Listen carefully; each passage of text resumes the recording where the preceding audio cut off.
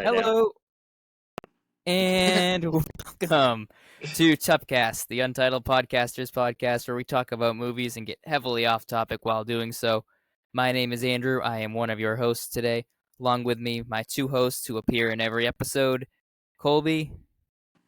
What's up? And Samurai Jack, Steve. Yo, yo. And we don't really know what we're going to talk about today, but as you can see, we're still here. We're still alive, contrary to the speculation we've been reading online about us. I would like to mark that it has officially been 6 months and 3 days since our last recording. And the only fault to that is our laziness. Pretty much. Yep. We did go on vacation, though. We did. The three of us all together. That was went not on vacation. lazy. Nope. That was one of the more productive things I've done this year. That was fun too, because normally you'll say like, "Hey, we should go on vacation," and then they say, "Yeah," and then that's the end of the conversation. But I can't tell you how many conversations I've had like that. Not this time. That's most of them. There is a vlog in progress. It's a lot of B-roll footage. I haven't touched it since I put all of the clips into it because it gave me so much of a headache organizing it. You probably have like 2 hours worth of clips. Yeah, after I condensed it all, it was around 48 minutes raw footage. So, you can expect that around this time next year. Nice. We went to Universal, by the way, Epic Universe. Maybe we could share some stories on that later on. We will be, as always, talking about movies, McDonald's, Mark Wahlberg, the 3 M's, which I just realized as I was saying that. Triple M. Yeah, Triple M. And yeah, Snack Wrap's back. Colby, review Snack Wrap. So I had never had a Snack Wrap when it was around in the golden age of Snack Wraps. I did try the new Snack Wraps. They're hot garbage for $3. I'll tell you that. Okay. They were always kind of hot garbage. I kind of figured. But they were like $1.49 last time they were like around. $2.80 or something now. Yeah. And it's like this like pathetic piece of chicken in a tortilla wrap that's like this big. It's a joke. It's like the wraps at Dunkin' Donuts that are extra small. Yeah. And not for nothing, but since McDonald's got rid of the Snack Wraps, every other company has come out with their own version of Snack Wraps. Yes. So, like, or chicken sandwich. It's not a unique thing anymore. You know what I mean? Like, you can go to Burger King and get a snack wrap for like $1.30. So when the Snack Wraps, like the day that they came back, I had gone to a wedding for a friend of mine from college, and I was sitting at the table with her brother, and he went the whole time. He was just talking about how much he wanted a snack wrap, like after the wedding was over. And it was really funny too, because the hotel that we went to afterwards just to stay, he DoorDashed and he got like 50 Snack Wraps for everybody. 50? Yeah, that's like $500 worth of Snack Wraps. I'm pretty sure he dipped into the wedding funds that they got. Nice. They should have just had McDonald's cater. I'd be lying if I said I would have been cheaper. That. Yeah. Imagine a fountain of McDonald's chicken nuggets. So I was working the very day that they came back, right? Mm-hmm. And my work location is directly across the street from a McDonald's. And so normally there's nobody in line there. Let me tell you, that line wrapped around the McDonald's and out to the road. And I didn't realize the Snack Wraps had come back that day. And I was like, what the hell is going on? And then I saw somebody post online that Snack Wraps are back. And I was like, no way all these people are really in line for a stupid slice of chicken. So it's just a little chicken thing. I'm like Colby, where I had never had one before. And so I didn't know like the extent of how popular they were. And I think I had said that, but I had said it to my dad. My dad's 53, mind you. And I was like, hey, Dad, did you see McDonald's Snack Wrap? I stuttered in that sentence, but you know what I was trying to say. we got it. And he was like, no. He's like, what's a Snack Wrap? And I'm like, oh, I don't know. I thought you'd know because you're old. Oh, well. They were from your time. Yeah. Back in the golden days. Mm-hmm. My dad refuses to go to McDonald's because we used to go a lot when I was little, and now I'm not. But like a month or two ago, he was like, "Hey, Andrew," he's like, "You want to like do something we never do?" And I'm like, "What?" He's like, "You want to go to McDonald's?" And I'm like, "I'm never gonna say no to McDonald's." Yeah.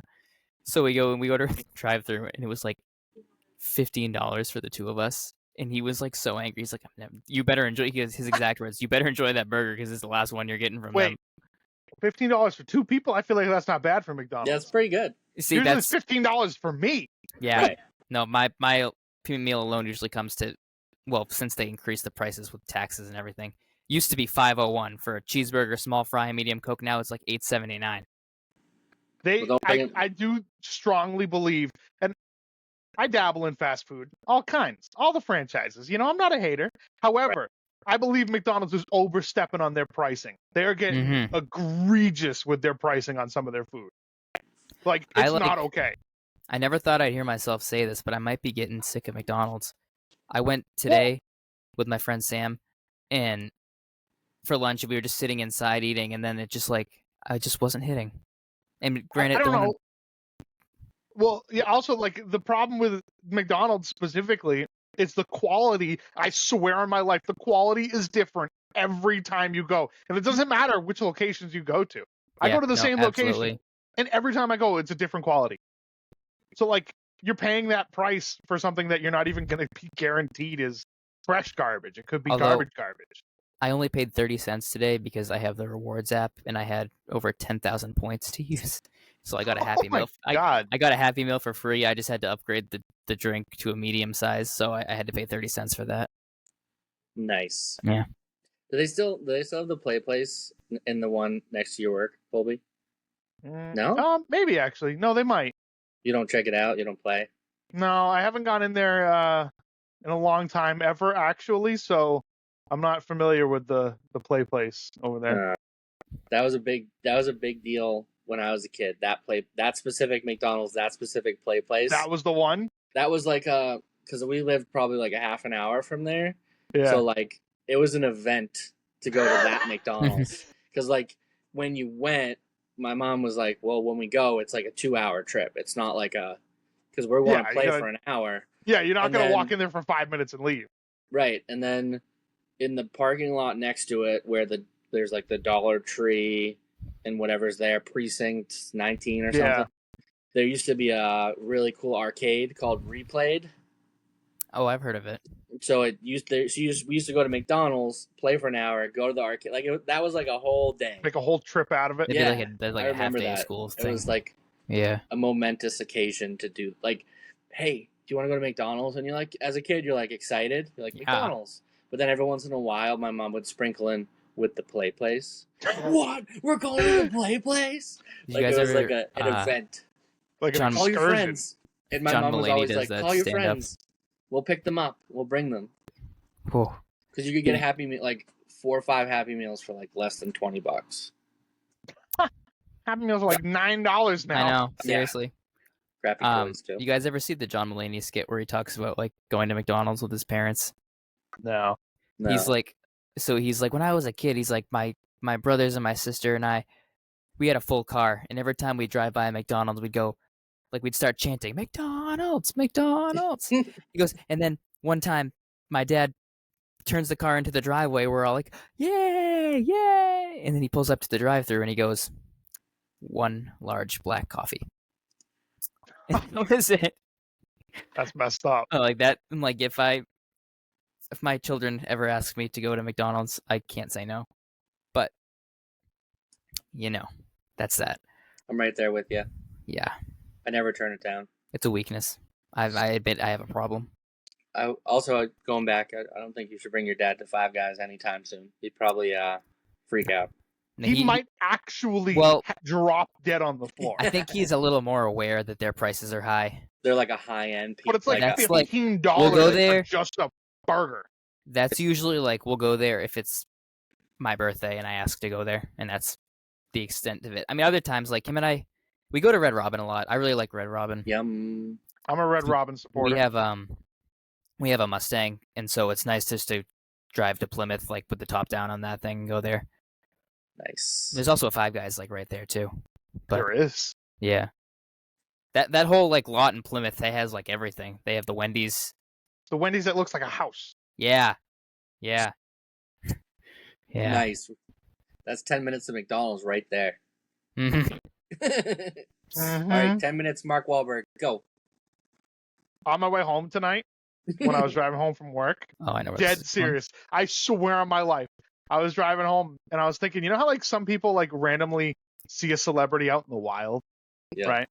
So I was thinking, I was like, who would I see in the wild around here? And I was like, fucking Mark Wahlberg. He's the only guy I know around here that I would see in the wild. And so I was like, what would I do if I ever ran into Mark Wahlberg just at like a like Walmart or some shit, right? And I was like, obviously, I'd have to be professional. I'd ask him to take a photograph. While we're taking the photograph, I would secretly have whoever's taking it film something. And as they're filming it, I look over at Mark in the windows of his soul, and I would ask him. You would look down at Mark. I would look down, and I would ask him, could you say, I think I found a transformer? And that would be the best day of my life. I think that would be all I would ever need to carry on. Nice. But yeah, I was thinking about him today. Yep. Any of you guys like walked by a famous person and been like, that's weird, surreal? No, but my grandparents, I don't know, like 20 years ago, went to Italy, and Michael Keaton was on the same like bus tour as them. Nice. Batman? Yeah. I think I walked by so he's like a huge Paul Shakespeare Revere nut. statue in Boston. Yeah. Yeah, so Michael Keaton's a huge Shakespeare nut, and I think they were like going to see like Juliet's like balcony or something. Nice. Just Was it a double-decker bus? I didn't ask.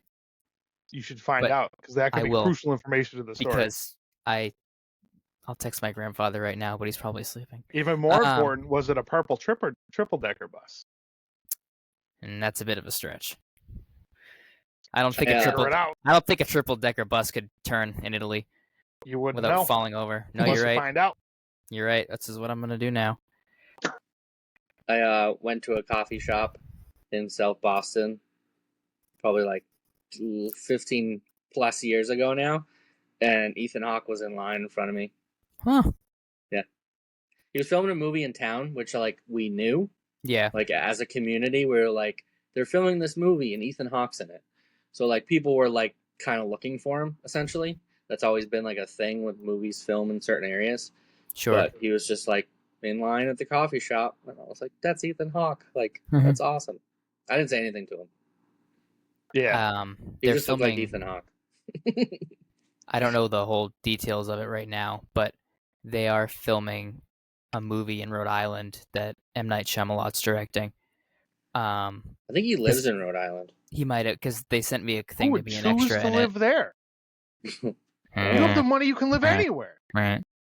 You probably don't get bothered in Rhode Island, though. That's true. That's true, because like nobody lives there. Privacy. Nobody. Yeah.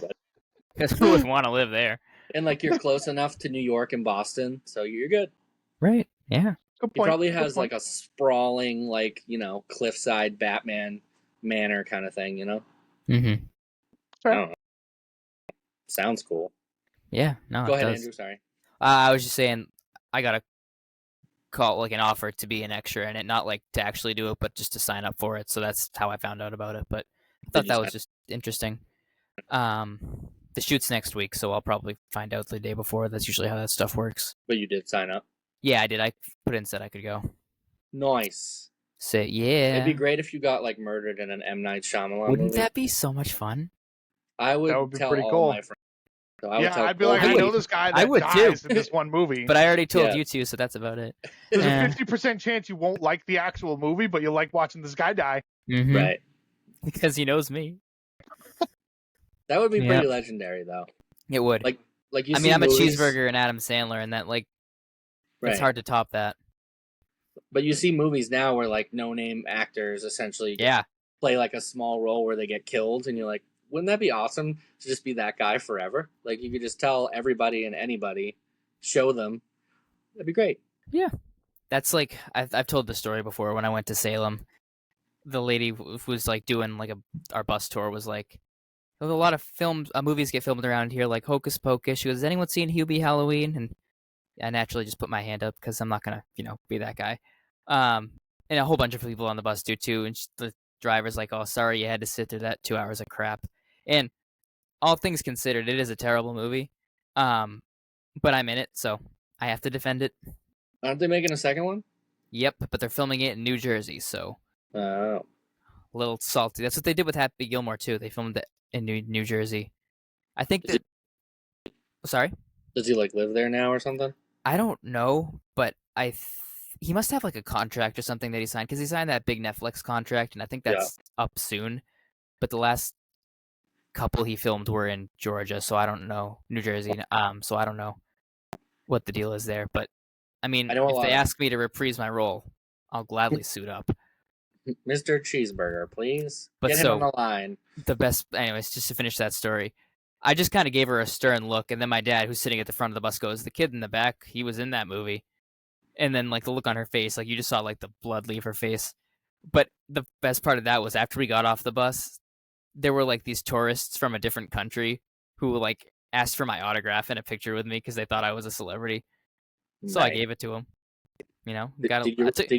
Did you write Ryan Reynolds? No. I have a terrible signature, so that's how you know I was made to be an Mark actor. Wahlberg. Yeah. Someday it'll be worth something. I took a picture with them. Nice. They asked for a picture with me, and I'm like, absolutely. No offense, Andrew, but they're going to show everybody they know that photo, and everybody's going to go, "Who the fuck is that?"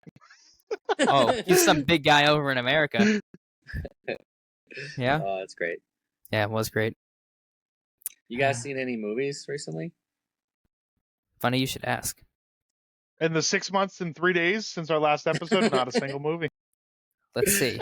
Oh, man. How do you want me to itemize it? By month? By 6 months? I think we should go timeline order, like January to present. I've got my timeline already set. So okay. I've got my movies in order, but I'll lead. Yeah, you guys can kind of piggyback off what I have because I have mine in order by month. So and I've probably seen everything you guys saw because is February. Fantastic. No, I'm sorry. Captain America: Brave New World. Yeah. Okay. We all saw that. First of 3 Marvel movies this year. I'll lead on this one. Could have been better. That's, not a hard statement to top there. True. I didn't hate it as much as everyone else does. I liked Harrison Ford in it. I think the movie did as well as it did because he was in it. I think if he hadn't been in it, it wouldn't have been as well. I know that fight scene at the end between Red Hulk and Captain America was awesome. Like, I really liked that. The action there was good. I just was really upset that was the movie where we've gotten the most Hulk out of. Like, a movie with the Thinker, Red Hulk, and other like Hulk villains not having the Hulk isn't right for me, and I do not like how Marvel has handled the Hulk as a character. I agree. I was gonna say I think that would be so much cooler. I think having Hulk villains in a movie, and not as like side character villains, like they're the main villains of the movie, and not having the Hulk be in the movie, bizarre choice. Mm-hmm. Yeah. So I don't know. I liked it. And it was okay. Like, I saw it once. Do I need to see it again? No. Will I see it again? Probably not. I didn't hate it, though. Well, we intended to do an episode, like, right after this movie. Yes, we did. Because we intended to see it together, and then I ultimately couldn't meet up with you guys. So then I saw it, the messages. Like, a week later, and then I was like, we'll record. So I was like, I don't want to forget things. So I wrote, like, a note on my phone with just, like, thoughts. Oh, boy. So I'm just I'm gonna read them, and half of them don't even make sense to me anymore. Hopefully we'll figure it out together. Context.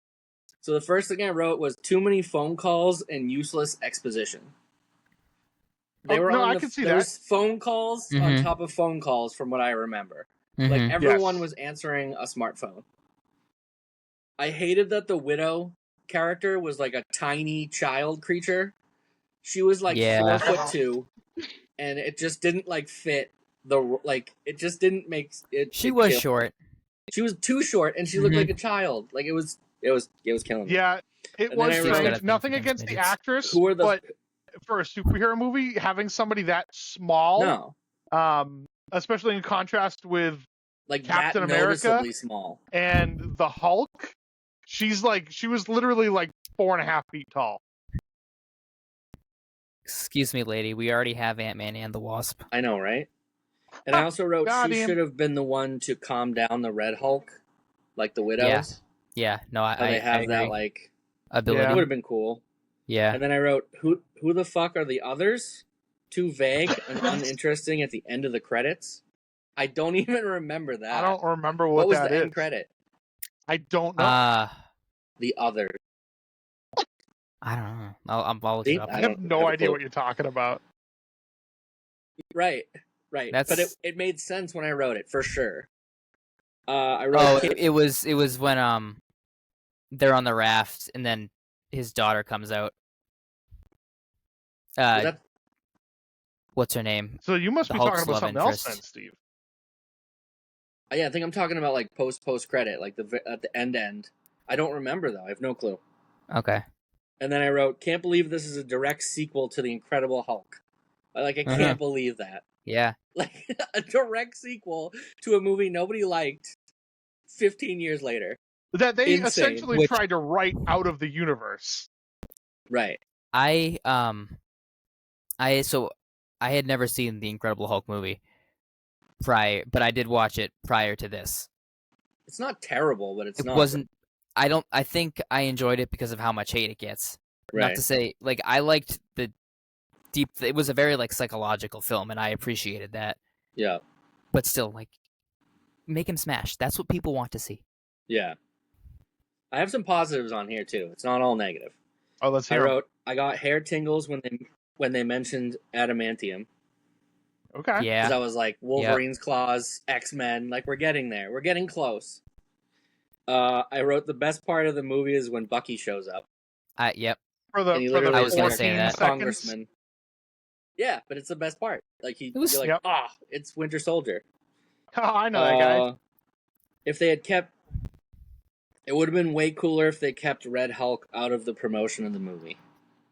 Like, can you imagine if like he started for I Red know. Hulk and you had no So, clue?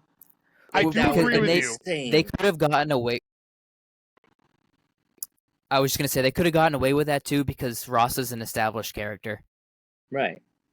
Yes, Go ahead, I do Colby. agree with Can you imagine that, However, though? I don't think people would have gone to see this movie because I also think agree. that people are so far removed from Ross as a character, that only for the most part the comic book people would know, or the diehard Marvel fans would know that he becomes Red Hulk, right? So like to the Yeah. general audience of moviegoers that probably don't even remember who the hell that character even is, Yeah. they would not go see this movie unless if they just saw it was Sam Wilson as Captain America, they're gonna go, oh, it just looks like it's the TV show on a big screen.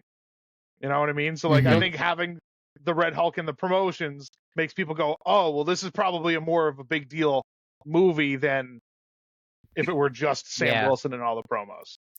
At the same time, wasn't Red Hulk like the B plot? Yes. Sort of. I don't remember what the A plot was. I don't know that the movie had one. It was Not I think like sure the I whole knew movie what it was was. just a B it was plot. like government hijinks. The Thinker, that's what it was. Like his Oh yeah. He was a trying to- brainwashing villain. okay. 15 The years brainwashing ago. thing was kind of neat. I kind of like that part of it. I'll keep going. Yep. I wrote, I just can't get behind the new Captain America. Just can't. Like, I agree. It just, and I Mhm. like Anthony Mackie, and I liked him as the Falcon. He was great, but I just can't get behind him as the new Cap. I think Bucky would have been better. I yeah. 100% agree. I think Anthony Mackie is a fantastic Falcon. He is a great side character. Right. It's not even necessarily, I don't think that Anthony Mackie can't carry a lead role, because I do think he is capable of that. Yeah. But I just think he Absolutely. doesn't have Yeah, he doesn't have the charisma of Captain America, and he will never. I know it's hard to say because obviously he's not Steve Rogers and he's not Chris Evans, but which is it's a point. impossible to not compare the two when it's literally. It is a side-by-side comparison. You are replacing this old thing that we know and love so well. Yeah. So it's going to be hard not to put you on the same pedestal and hold you up to the same standards as the previous person. He also, to me, hasn't done anything to prove himself to be a good Captain America. We haven't seen him leading people. Also not officially certain what his powers are, because he didn't take super soldier serum, as far as I know and can remember. However, in this movie, he was doing things. That was his whole thing. But in this movie, he was doing things like when he was fighting some of the bad guys, like just the generic bad guy number 1 and 2 and 3, he was like doing things that resembled somebody with the super soldier serum, which was strange. Yeah. And like, I'm not talking about like when he like uses his jetpack to like thrust up or kick or something like that. He was like actually doing like weird flips and jumps, and he was taking hits harder than he probably should have been able to. So like it was just kind of strange because it was almost making it seem like he had some kind of super strength, but he didn't. And then there were some scenes where it was very clear that he did not. So I think it's just confusing for people. And when you're again listing it as Captain America, people probably, again, your average moviegoers probably are not 100% sure what the hell's going on with that character, because I guarantee you a lot of people that saw the movie probably did not watch the show either. No. But I will, from the show, and I know as we reflect on the show, it's not great. It had its moments, though, because I do remember, like, in the finale of that show. No Secret Invasion, that's for sure. No. Falcon and the Winter Soldier. No show is Secret Invasion. Yeah, that... Anyway. You see, I want listeners to take a note of how depressed we all just got at the mention of Secret Invasion. Has so much potential.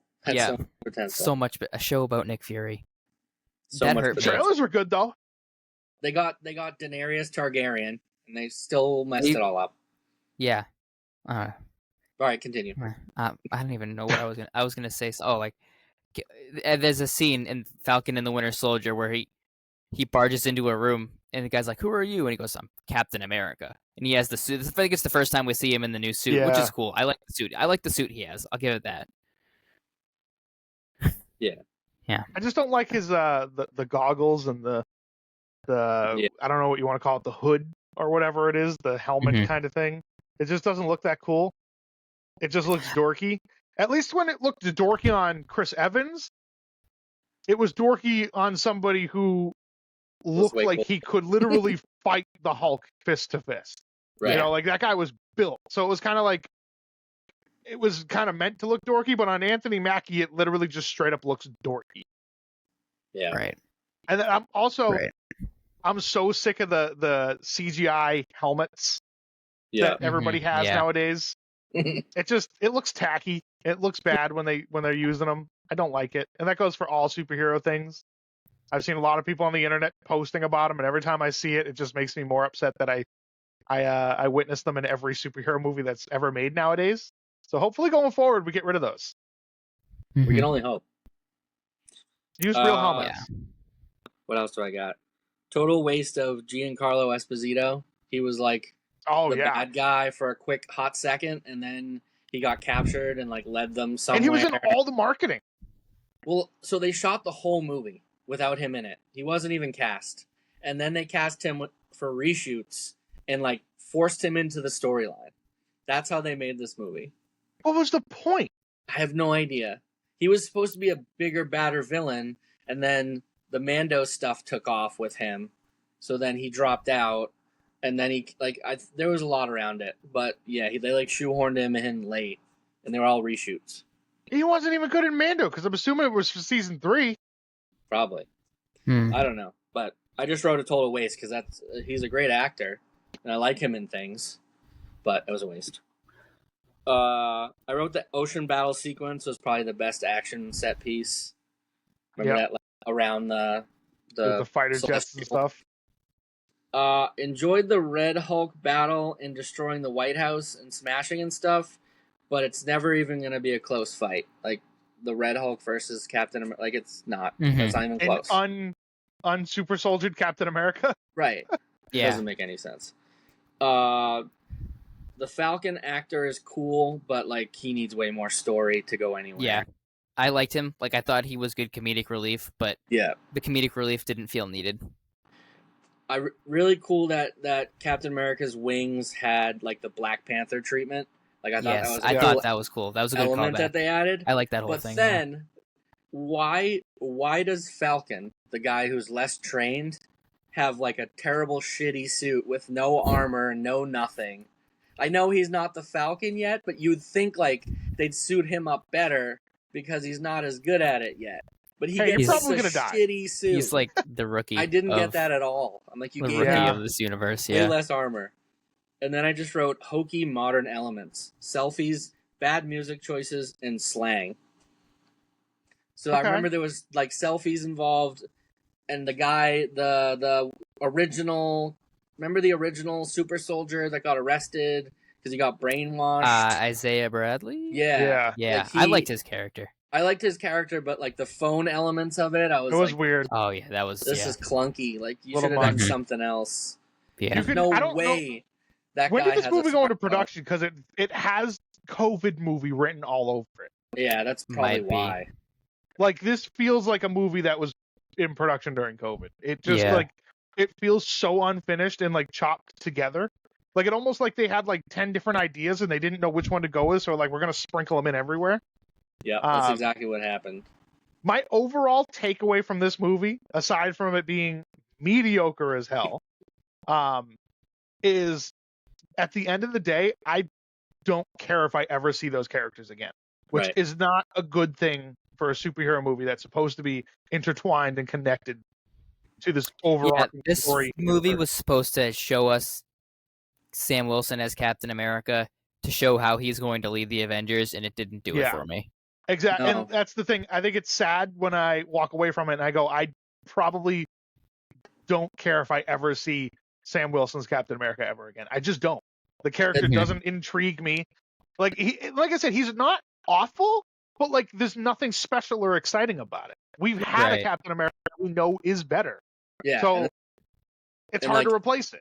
As we move into the next like the Thunderbolts, so clearly at the end of that, there's a feud between Captain America's team and Yelena's team, and it's like it's a no-brainer. Like I'll follow Yelena's team till the end of any day of the week. And I don't like that shouldn't be the way it is though.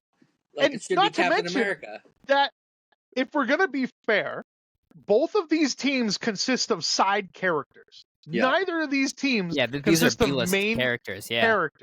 So they're both on even playing fields. It just shows you which characters got better treatment and story writing than others. It also just shows you that the characters on Yelena's team from the Thunderbolts, they fit their, I don't want to say this, the stereotypes of their characters, but they just fit their roles so much better. Like each one of them, we have a Captain America replacement. We have the Red Guardian. We have our Captain America replacement. We don't need another literal Captain America who's not Captain America.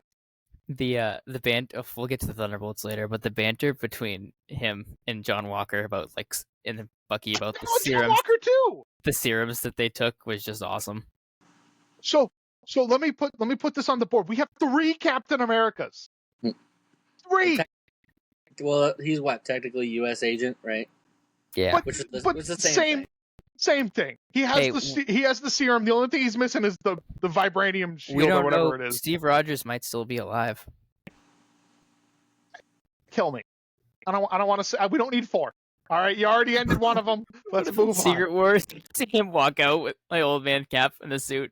I swear to God. I assume Secret Wars. We'll see everybody again. I think we're going to get him as Hydra Cap. I'm not going to take credit for this. I saw it in. You guys might have seen them. They're called the. Oh God, it's the Escape Pod podcast. Oh, I love those guys. And so I was watching one of their most recent reviews, and they were doing the Fantastic Four review, which we'll also get into later. Mm-hmm. But they were talking about Secret Wars. And the way that they were talking about it has me approaching the idea of Secret Wars much different. And I think because of this, no matter what the movie is, I'm going to come out of it with a better perspective.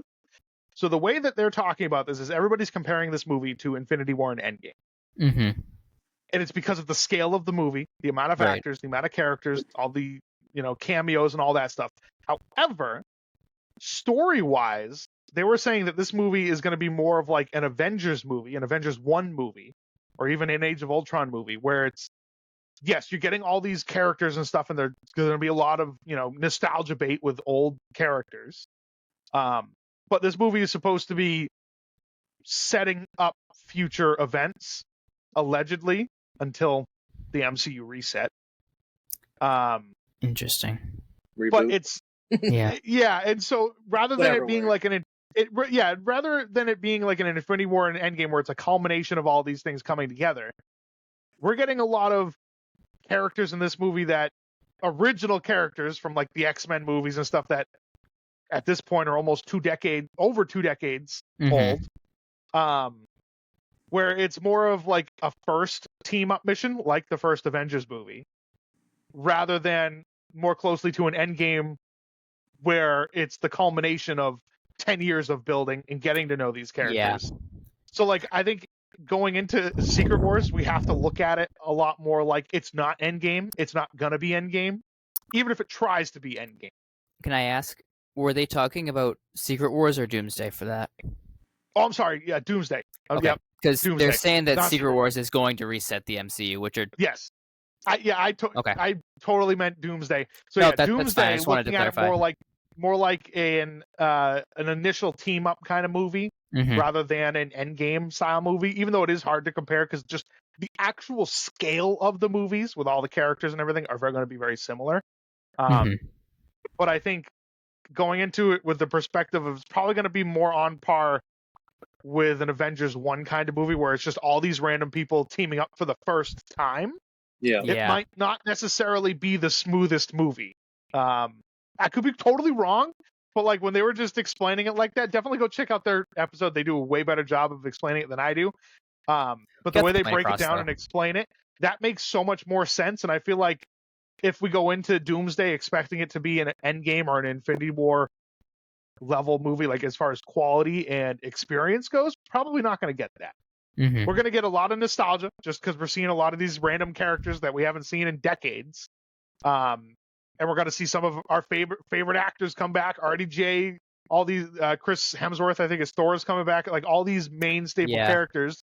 So like we're going to be excited around for a while. Yeah. But it doesn't necessarily mean it's going to have the same quality or story as what an Infinity War and Endgame are going to have. Which I would appreciate because the build-up has not been there for this. It has not. And I think that's why we need to go into it knowing that it's probably going to be a little bit of a rocky start. Like I said, we're going to see a lot of these characters interacting for the very first time. And many of them, we aren't on the side of we love these characters yet. Yeah. Right. That's again, Sam Wilson's Captain America. I don't care about him at all. I don't care to see him as Captain America. So like going into Doomsday, if he's in it as Captain America, I'm not going to be excited when he comes on screen. Nice. Yeah, it's funny that there's a Spider-Man movie and then Doomsday. Like that's it. State. Yeah. It's going to be weird to see. So is Doomsday actually going to be coming out in December or is it going to get pushed back? I think it'll get pushed back. Well, yeah. I thought, the thing I saw the other day was the old where it was originally going to come out in like May or June and now it's coming out at the end of the year. Yeah, right, I think it'll get pushed back again. I think it'll get pushed back until the following May. Probably. Or summer to be the big summer blockbuster. Because obviously next year it's the Odyssey. I think Infinity War and Endgame both came out in April and May, so I think they might try to do that. May is like Marvel's month. That's usually when they try to release their bigger titles. Yeah. Probably a good move, just because you're not competing. Yeah. Because usually... around Christmas time, December, that's when all the studios push all their movies out. And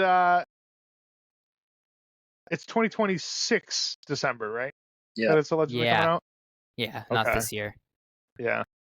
Well, because I was going to say, isn't that the year that the Mandalorian and Grogu movie's coming out? Usually Star Wars takes that December slot. I think so, but I feel like it's earlier next year. Doomsday and Dune 3 are coming out the same day. Same day, apparently. Yeah, they're not going to want to do that. That's going to move. That can't happen. And Disney's not going to put it up against its own properties. Like, it's not going to put it up against Avatar 4 whenever that comes out. Who takes precedence there? Dune 3? Because Dune 1 and 2 have performed. Or Doomsday. Right. Like, which one gets bumped? Marvel will bump. Marvel will get bumped? I really think Marvel will bump. I don't think they have the confidence to go into that against Dune 3. No. Their last several movies have not performed great, and I don't think they're going to take the chance on it. And Dune is about Dune's a surefire bet. And it's literally a movie about a planet with giant worms, and everyone's hooked. Yeah, like, it's a sure thing. Yeah. I can't wait for Dune 3. Okay. That's probably my movie for next year. I know yours is The Odyssey. Oh, yeah. So, the other movie that I had wrote down for February, I had seen Love Hurts with Ki-Hugh Kwan, I think is his name. Oh, Short Round? Yeah, Short Round. I never saw it, but I really wanted to. It was a pretty decent movie. It was John Wick style action, fast-paced, that kind of stuff, and it was filmed very similar. He was like, I don't know, he was like real estate agent or some random thing, and then he used to have like ties to like the mafia or a spy ring or something. But it wasn't too bad. It was a good random one-off movie. I definitely recommend it. I'll watch that when it's free on a streaming service. I'm sure it probably is. That feels like a Netflix movie to me. Did either of you guys see Mickey 17? Yeah, I saw that. That one was really good. That came out in March. I liked like the first 80%, and then like the worm rock creature things on the planet. Like I was like, all right, like that was a little weird. Thanks, dude. We jumped the shark a little bit there. Yeah, I really liked that movie. It was a very long movie. It was like, I think it was like 2.5 hours. Yeah. So Andrew, if you don't know the premise of Mickey 17, basically this guy signed up to do these random jobs that more than likely end up with him being dead, but every time he dies, he gets like 3D printed back to life. Interesting. And so Mickey 17, that's his 17th body or iteration of living. I gotcha. So there was 16 prior to him. And so the premise of the movie was that he got, I think it was like Mickey 16 didn't end up dying and they printed a Mickey 17 or something like that. So there was two of them at once. But what I was going to get to was that there was, at the beginning of the movie, there was a compilation of like Mickey's 9, 10, 11, 12 or whatever, and them doing a thing and then dying. I think they probably could have shaved off like 20 solid minutes of that to make that movie a lot shorter, and it probably would have been a lot better because it was just such a long movie and it felt like a 2.5 hour movie. Before we move on, I can't remember if we talked about this in January or not. But I saw A Complete Unknown with Timothée Chalamet. I don't remember that one. That was the Bob Dylan movie? Yeah. I haven't watched it yet. It was really good. I don't remember if we had talked or if I had mentioned it in the last episode, but it was really good. Like I really enjoyed it. The thing with those biopics is like, you know how they're going to end because it's a life story. And they're still alive. Yeah, right. And it's like I'm watching it, and my dad said it best. He's like, I don't want to watch those movies because 90% of those people like fall into drugs and ruin their lives at the end, which is true. Yep. But this one didn't do that. It stopped before he got into the drugs, and like it was like the highlight of his career, and I appreciated that. But Edward Norton was in it as Pete Seeger, and I couldn't have told the difference. Like the way he spoke and when he sang, like it was like listening to the same guy. I was very impressed with that part of it there. I highly recommend that one. That one was good. Yeah, I know it's free on one of the streaming services. I just haven't watched it yet. My dad and I might watch it this weekend. My mom and my sister are going away. But I plan to. Yeah. Another big one that we haven't talked about. It's an April release. the Minecraft movie. Fuck yeah. I forgot about that. Yeah, that How was did a I pretty forget big about one. that one? Yeah. Oh. Andrew, you Excuse me want to while I share your go. thoughts? Well, if my enthusiasm doesn't say it enough. I was thoroughly happy with that movie. It was a lot better than I thought it was going to be. It was stupid. It was not a good movie at all, but I had so much fun with it that it was worth it. Um, Jack Black knows how to make a fun movie. I'll say that much. Oh yeah, I Chicken what? Jockey took over the world for Oh like my 2 god! weeks. That was And the so dumbest thing ever. as a teacher, I used that to my advantage. We saw this movie. Did we see it opening night? Yeah. Okay. So Colby and I and a bunch of our friends went and saw it. I think we booked out like a whole row. We had but so anyways, I was going to my friend Sam came with us to see it, and she took an edible before the movie, and so she was high during the whole thing. And I have to say, I think that may be why I enjoyed it so much.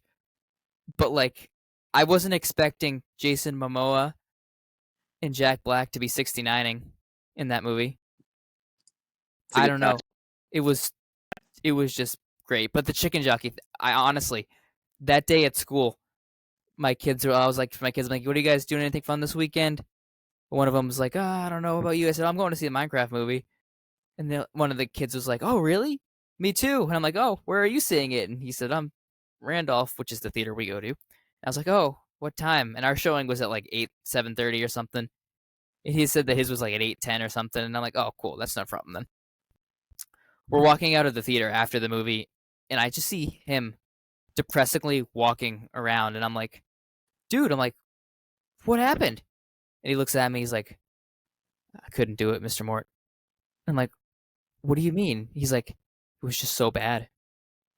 And I'm like, it wasn't that bad. He goes, no, we saw it in 3D. And I'm like, oh, yeah. I'm like, are you okay? He's like, I'm just waiting for, because his movie started like 40 minutes after ours. I'm like, it's not over yet. I'm like, are you all right? He's like, I'm waiting for my mom to come pick me up. And I'm like, okay, I'll see you on Monday.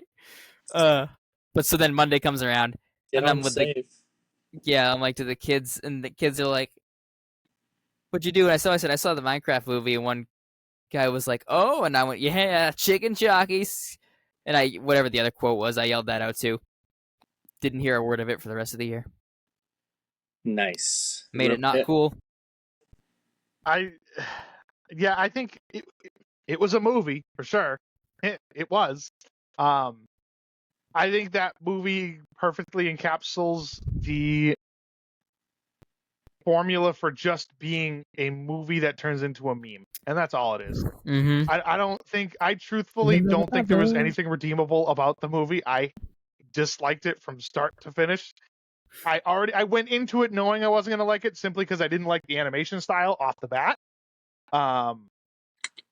And it was dumb. It was really, really stupid. It was definitely a brain rot movie. And I think at the end of the day, it solidly fits into the category of failed video game adaptations. I think it fits in there pretty snug. Mm-hmm. And more so is that I just don't think this movie had any right to become a movie at all. Oh, it didn't. The conception of this movie was a horrible idea. This movie was I don't know what it was. It was been in production for a long time, but it was after the success of the Lego Movie, which was 11 years ago, that it went into development. Because I remember my mom telling me, like, maybe 6 months after the Lego Movie came out, that she read an article saying that there was a Minecraft movie in development, and that very well could have been a fake title, but I believe it. And truth be told, I think the movie might have stood a little bit better if it was animated. Yeah, I don't know why they thought live action was a good idea. I truthfully think that the live action aspect of it was horrid. Mm-hmm. I think it was some of the ugliest animation I have ever seen. And I'm not going to say that I would have a better idea of how the movie should have been made or a better story for the movie necessarily, but I really do think that if it was animated, it would have been like 60% better. I just think the live action humans was super bizarre. like really weird, and then this weird half animated, half claymation Minecraft world. It was just strange. It was a really weird mashup. I think it's a movie that I'll forget about, and I will never ever watch again. Like the animation with it, I maybe could have gotten past the live action part. I know I couldn't, but I'm gonna say that for sake of conversation. If they had stuck to making the animation like it is in the game, might have been better. Because we are big. More Steve, similar I don't to know. like the Mario movie. Yeah, or just if they did that consistently with everybody. Yeah. Like that, Steve. I don't know. Are you a Minecraft guy at all? No, but I thought the movie was great. this summer we had a lot of fun with it. We had a lot of. I did too. We had a lot of. We did a big Minecraft phase. I've never played it. Not even a minute. We can touch on that after you share your thoughts, Steve. No, I thought it was fun. I mean, I just looked it up. There's 950 million reasons why they made it. That's globally. So Google, Yahoo, Bing. Yeah, one of those. I'm shocked that movie didn't crack $1 billion. Yeah, but still pretty good. Yeah. I was invited by a parent of a child that my daughter plays with, and we all went as a group. And the adults had more fun than the kids, just because it just has like adult humor, and like to see Jason Momoa like be that character was fun. It's awesome. I mean, Jack Black has always been like a movie star hero for me, so I couldn't go wrong there. He's the top 5 actor. I get the whole like putting live action when it's literally like a virtual video game, like it needs to be. They should have probably went one way or the other, and the one way should have been animated, but I don't know. I'm kind of glad they did a movie instead of like an HBO show, because that's probably what they were thinking. But they were like, let's just make a movie and put it out. I think, I mean, like I said, I don't necessarily advocate that that's one of the video game properties that needed an adaptation. However, I do think that if they were dead certain on adapting it into a movie, I think a movie would be the way to go over a show. But yeah, animated. I really think my biggest gripe of the movie is the animation live action thing. I did not like it. It just did not mesh well. And maybe even like if the animated stuff had better animation mixed with live action, but the actual animation style was just ugly. That's the best way I can put it. It was just ugly. I didn't think they used the kids as good as they should have. Yeah. Like it's a kids game. No. And the kids were kind of the weakest points of the movie. It's kind of weird how that worked. That plot didn't make sense to me. The sister's 19 and she's already caring for her brother. Yeah. And like she moved into a house. And the real estate agent zoo on the weekend lady. Like, why was weird. She? Yeah, there were some weird elements, but for 95 minutes, I had fun. And what it boils down to is this is a Minecraft movie. We shouldn't need to do a deep analysis on it. No. All right, what's next? Next I have Warfare, April. Anybody see Warfare? Yeah, I saw Warfare. A24 movie. Warfare was yeah, it was good. It was not what I was expecting. I honestly don't think I had ever watched a trailer for it. I saw explosions and stuff, but the trailer was kind of like an action war movie. So Andrew, to basically sum this movie up in a nutshell for you, there's a squad of American soldiers. I don't know if it was Iraq or Afghanistan, but they're overseas in the Middle East, and they are basically under fire trying to hold this building as, I don't know what you want to call it, like they're just trying to secure this building. Yeah. Or whatever. And they're in the building the entire movie. The entire movie is in this one house. Location, yeah. So, not having seen anything on the movie prior to going to see it, I figured it was going to be like a normal, war movie. And about an hour and 15 minutes into the movie, and they hadn't left the friggin' house, I started looking at my phone going, okay, waiting for it to end. That Yeah. being said, it wasn't a bad movie. I just I was expecting something else going into it. I didn't know that that's the kind of style it was. But yeah, it wasn't horrible, but it was definitely some people, if you're not into that kind of thing where it takes place in one room kind of movie, you're probably not going to enjoy it because it's only in the one building the entire movie. And by building, I mean there's like 3 different rooms that they go into. It's not even like a big building. It's like a small house. Well, I think but it was not horrible. What they were trying to show is like, so they start the movie and the squad of guys, and like they're all like actors you've seen in things. Like the main actor was Will Poulter, who plays Adam Warlock, and he's in The Bear and stuff. And like there's a bunch of actors that you've seen in other things, and they're a squad, but like you don't know why. Like they pick a random house, you don't really know why. You don't know why they're holding the house. They're just trying to like survey people in the area to see if they're bad or good or indifferent. They don't really know why they're there, and then they just get blown up, and you don't really know why. Like it's just like it's basically saying like, why are we doing this? Like, why is this war a thing? We don't even know why we're here, what we're actually doing. We're just told to do something, so we do it. It's not an actual action movie. Like there's not a plot to it. No, it's literally just like a snapshot of this. Because like eventually, a real-time event. Right, and eventually they do get hit, and some guys get blown up, and some guys die, and like now it's a rescue mission because they can't get out of that location, so another squad has to come in and they evacuate. But like the Alex Garland directed or co-wrote it. He was the guy who did Civil War. So he wrote it he wrote it with a guy. I think his name is Ray Mendoza, if I remember correctly, who was like part of this team, who was like part of this mission. So like it's kind of just a snapshot of his existence in this war, but kind of saying like why do we do all, like we lost lives for no reason. Like nothing came of it. We didn't get anything from it. We just did a thing because we were told to do a thing, and then people died and we went home and nothing changed. Like I think that's what they were trying to say. But yeah, the trailer made it seem like we were getting wall-to-wall warfare, and it was literally wall-to-wall in one location. Yeah, like I said, I don't recall ever seeing any trailers for it, but like I said, like when I was like an hour plus into that movie, I just remember like looking at my phone, checking the time, because I was like, all right, this needs to wrap up, because I was just waiting for something to happen.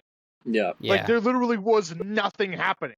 Like like Steve said, you didn't know why they were there. You didn't know who any of these people were. You didn't know what they were supposed to be doing. So like an hour in, you're just starting to think to yourself like, what the hell is the point of this movie? Yeah. But again, it's not bad, but you have to go into it knowing that that's what you're going to get into.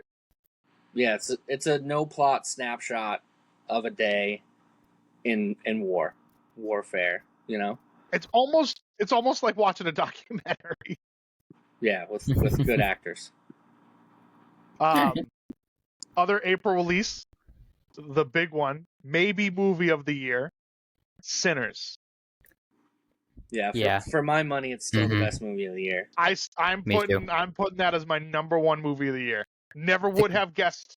Never would have projected that, but that is for sure top of my list. There are few movies that live up to the hype like a month after their release. Yeah. Which is what the case was for me. They re-released it a month after release on IMAX screens. That might have been when I went to see it. Yeah. Yeah, because I intended to see it, and after I saw the reviews for it, I just had never gotten around to it. But then one of my coworkers who I used to work with, she knew that I liked movies, so we were talking about them, and she was like, as an English teacher, like the symbolism and like the themes of it are like really good, and the musical score too was incredible. Yeah. So Sammy and I went to see it, and I just remember like after like the scene where the barn burned down, I was like, that was like the greatest piece of cinema I have seen in a long time. Well, yeah, because you see all like the musical pieces taking place, but you're seeing like all the different time periods and cultures and music. You saw like modern rap, and then you saw like 1800s like different music. Yeah. It was really cool. It was such a perfectly crafted movie. Yeah, absolutely. And it was like like I didn't really know what the horror element was based on the trailers. Like I I knew kind of that knew, Seinfeld was a vampire, and that like was it. yeah, like I kind of knew, but I Yeah, didn't. But then I like had no idea there was vampires in this movie going into it. well, like really. I had no clue.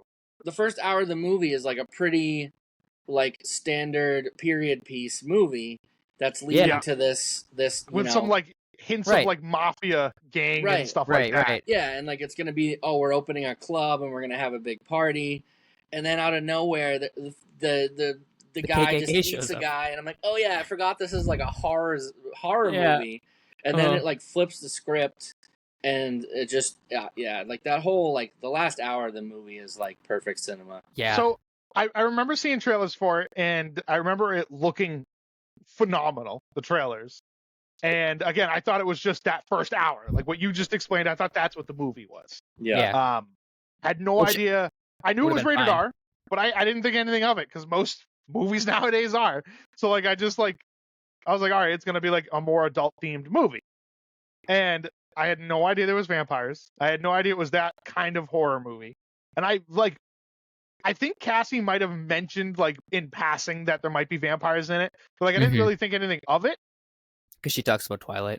And because of Twilight.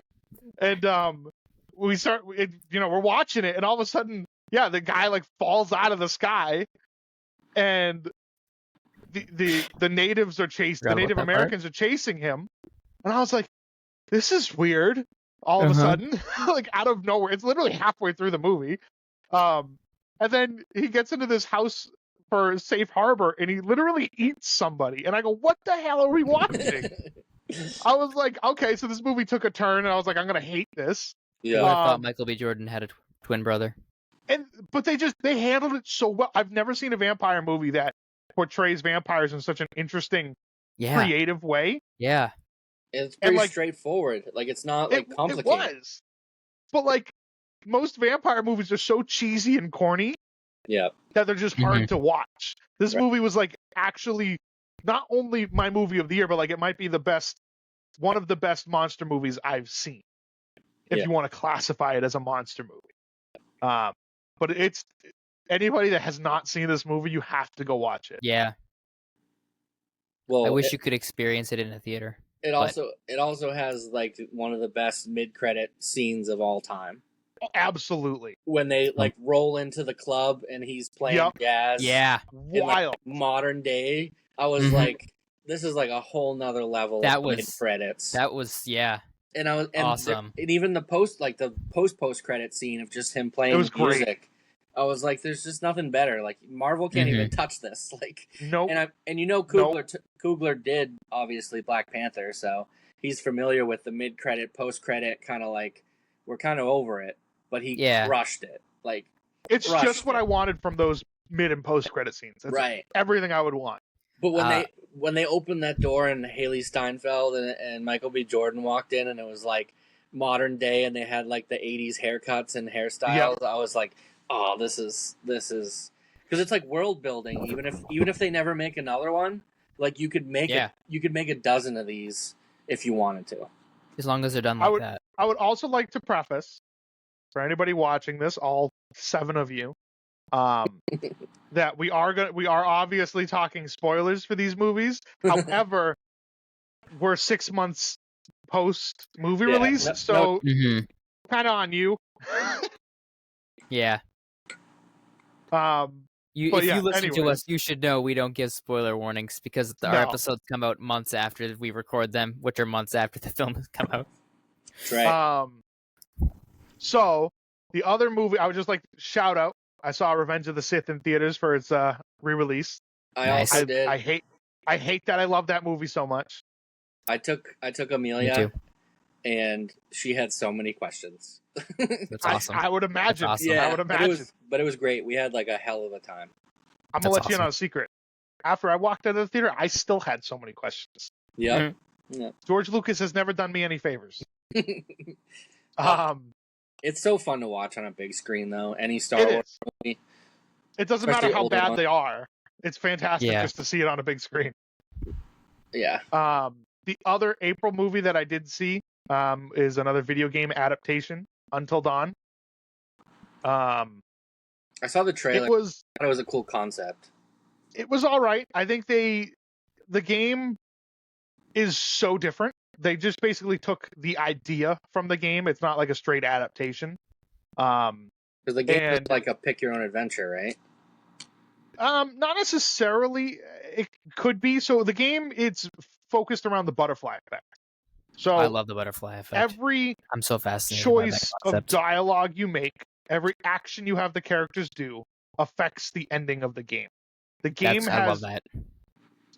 I think it's literally like hundreds of different endings. So there's like, I think there's 6 or 7 main characters, and there's endings where you can have them all die, or you can have them all live, or any variation in between. So it's that kind of game.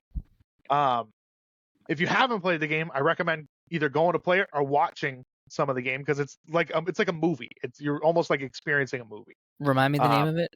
Until Dawn. Okay, because I'm so into that stuff. It's phenomenal, and if you really like that, there's a whole franchise of games made by the same developers that are the same exact premise, where it's every choice you make has a different effect on the ending of the game.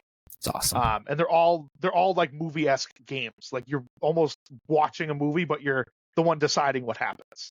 But anyway, so the movie took that premise of like kind of the butterfly effect, and they didn't really hammer home with that necessarily. They kind of like half put that into the movie. They literally took the premise. So the game Until Dawn, you try to get all the characters to live until dawn. That's pretty simple. So the movie literally just took that premise and just made a horror movie around that, basically, and then just sprinkled in some things from the game. The movie's not bad. I definitely think it's worth watching. You don't have to have any knowledge of the game or anything like that, but it's not anything that's like earth-shattering. It is a video game adaptation kind of thing, so you don't expect much from it. But it's a decent, I don't even want to say horror. It wasn't that scary necessarily. But it's interesting. I think, Steve, you would definitely like the concepts of the movie. I think it's definitely up your alley. Definitely go watch it.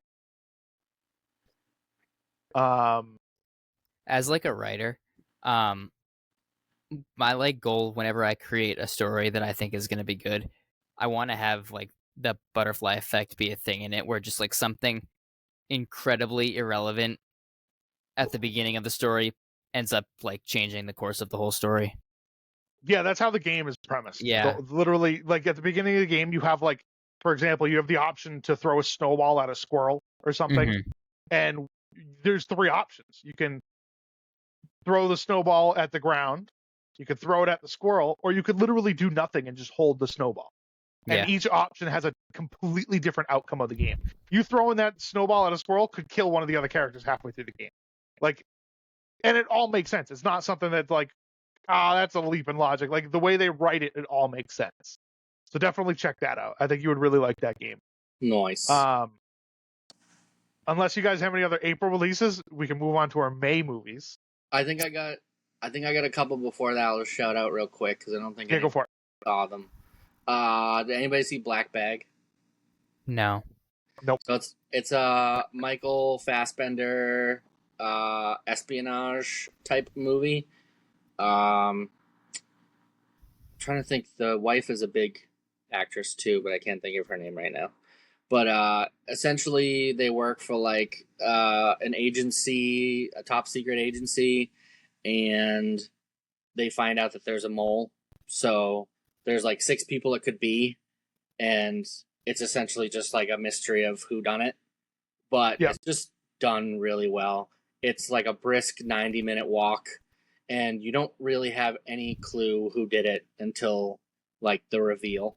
So it does a really good job of telling the story with like enough clues where you're like, I think it's that person. No, I think it might be that person. No, and I like that stuff though. And Michael Fassbender is like put in charge of trying to figure out who it is, but one of the 6 people is his wife, who is also. I heard about this. Who is also works for the same company, but she's a therapist, but she's like just as smart, and like it just plays out really well. All the actors in it are really good. There's like 2 very pivotal, like they do dinner parties with like, all the main people involved. and they're just like really, really tense moments, and one's at the beginning, one's at the end. Just really good. And it was like one of those, like, I heard it was good, so like me and Kate went and saw it. She was like, what are we seeing? And I was like, Black Bag, and she was like, great, this will suck, like, basically. Because like she's like, you won't tell me anything about it. I'm like, I don't know anything. You know when someone asks, what are we seeing? Yeah. Not off to a great start. But she gave it like a 9 out of 10. She was like, that was awesome. And it was 90 minutes. Like, that's what we want. So I would watch that if you see it anywhere for free. It's probably free at this point. Yeah. It sounds like yeah, keep in mind we are recording this 5 months after a lot of these movies have come out, so they are on it's digital. Probably available somewhere. Yeah. Yeah. And then I saw The Day the Earth Blew Up, which is like a Looney Tunes movie that came out like 4 months ago. It was titled that?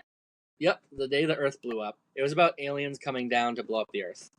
But it was only Daffy Duck and Porky Pig. Like, there was no... Interesting. There was no what's the main guy? Bugs Bunny? Bugs Bunny, yeah. At all. Seems rather violent for a Looney Tunes cartoon. It was I guess they're fun. kind of violent. Yeah, it was fun. Yeah. It was, again, like a brisk 90-minute walk to the end.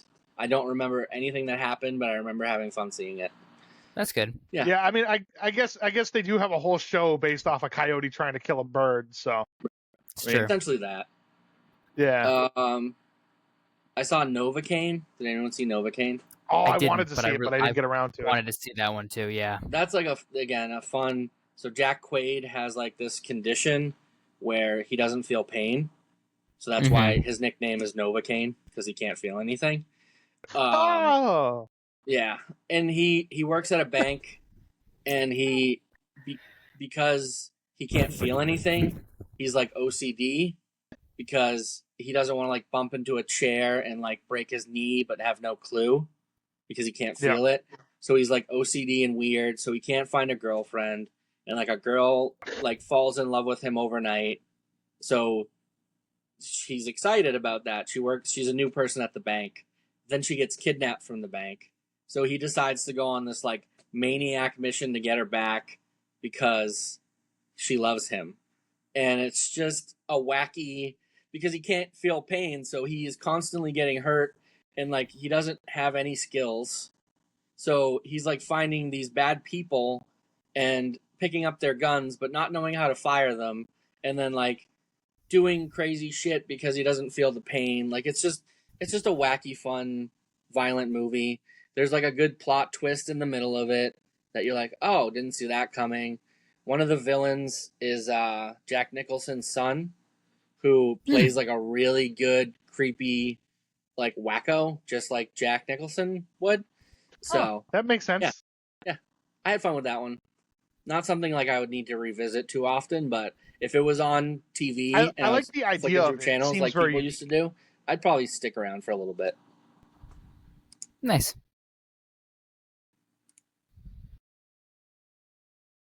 Yeah, and like he uses that not being able to feel pain in ways that you're like, oh, of course he would stick his hand in the fryer later, like that kind of thing. Right. So, I'm trying to think. There was, I saw The Amateur. That was right around Warfare, which was like that weird Rami Malek movie where he doesn't have any skills, but his wife gets killed. But he is the guy. Oh, we lost Colby. Still says we're recording though. That's good.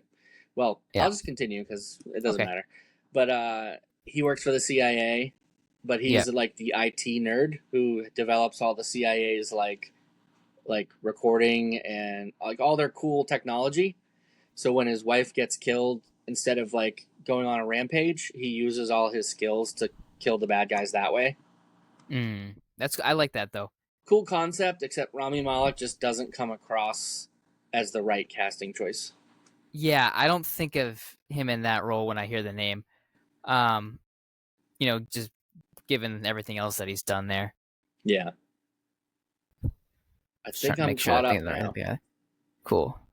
Because I think we're at Thunderbolts, unless you've seen something. I'm pretty sure that's where we are. No, everything that I've seen, you guys have probably seen. I can list off things I wanted to see, but I haven't seen yet. Go for it. At least in relation to what's happening right now. I wanted to see the Final Destination movie. I think that one's out now. I haven't seen that. I Know What You Did Last Summer. It looks interesting. I haven't. It's based on a book. I'm pretty sure. I didn't read the book, but I know my students were pretty keen on it, so I don't know. I'll go on their behalf. Today, actually, I went to McDonald's for lunch, circling back, because we always do. It's what we do.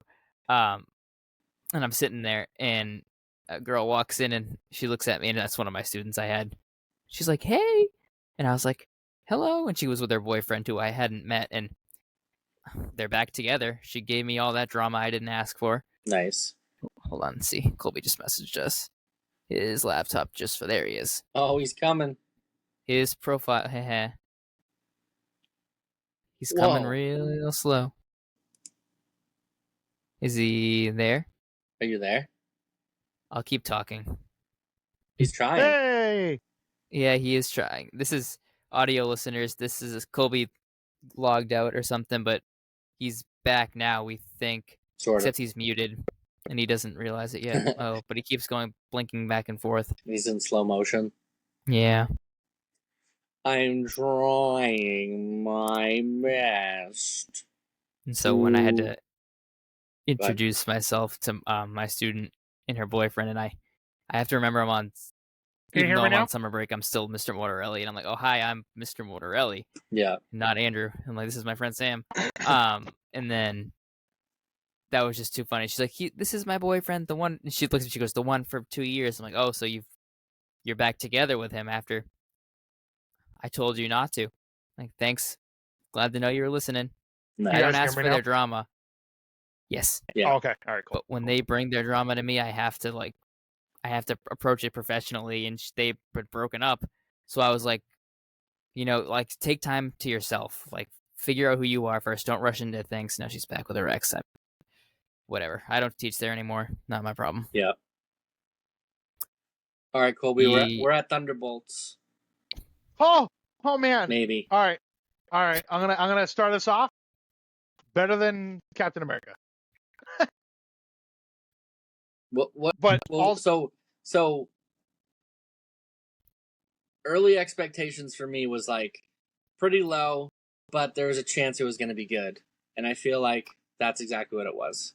I was always excited for it because of how much I have a secret homosexual feel for Sebastian Stan. I have a heterosexual feel for Florence Pugh. That as well. Yeah. Yeah. So I like two the of them Red Guardian, so I mean. Yep. I was kind of hoping they were gonna fuck, but Whoa. You never know. Still time. Now we'll never make money off this. Tell me you didn't think about it. No one will do it as good as the Eternals. Yeah, that's true. That movie went for it. Mm-hmm. They sure did. Colby, if you're trying to talk, we can't hear you. No, I didn't say anything. Oh, okay. Colby, you want to give your thoughts? I thought it was pretty good. I kind of like what you guys said. I went into this. It was one of those movies where I remember they announced it, and I was like, "Who the hell wants this movie?" Why? Yeah, who asked for this? Right? Who asked for this? It was on that list of movies. Who was even thinking about that? And even during all the trailers and marketing and promotions and stuff, kind of like what Steve said, I was like, "Oh, this could have some potential, but it also has so much room for failure. Like so much room for failure."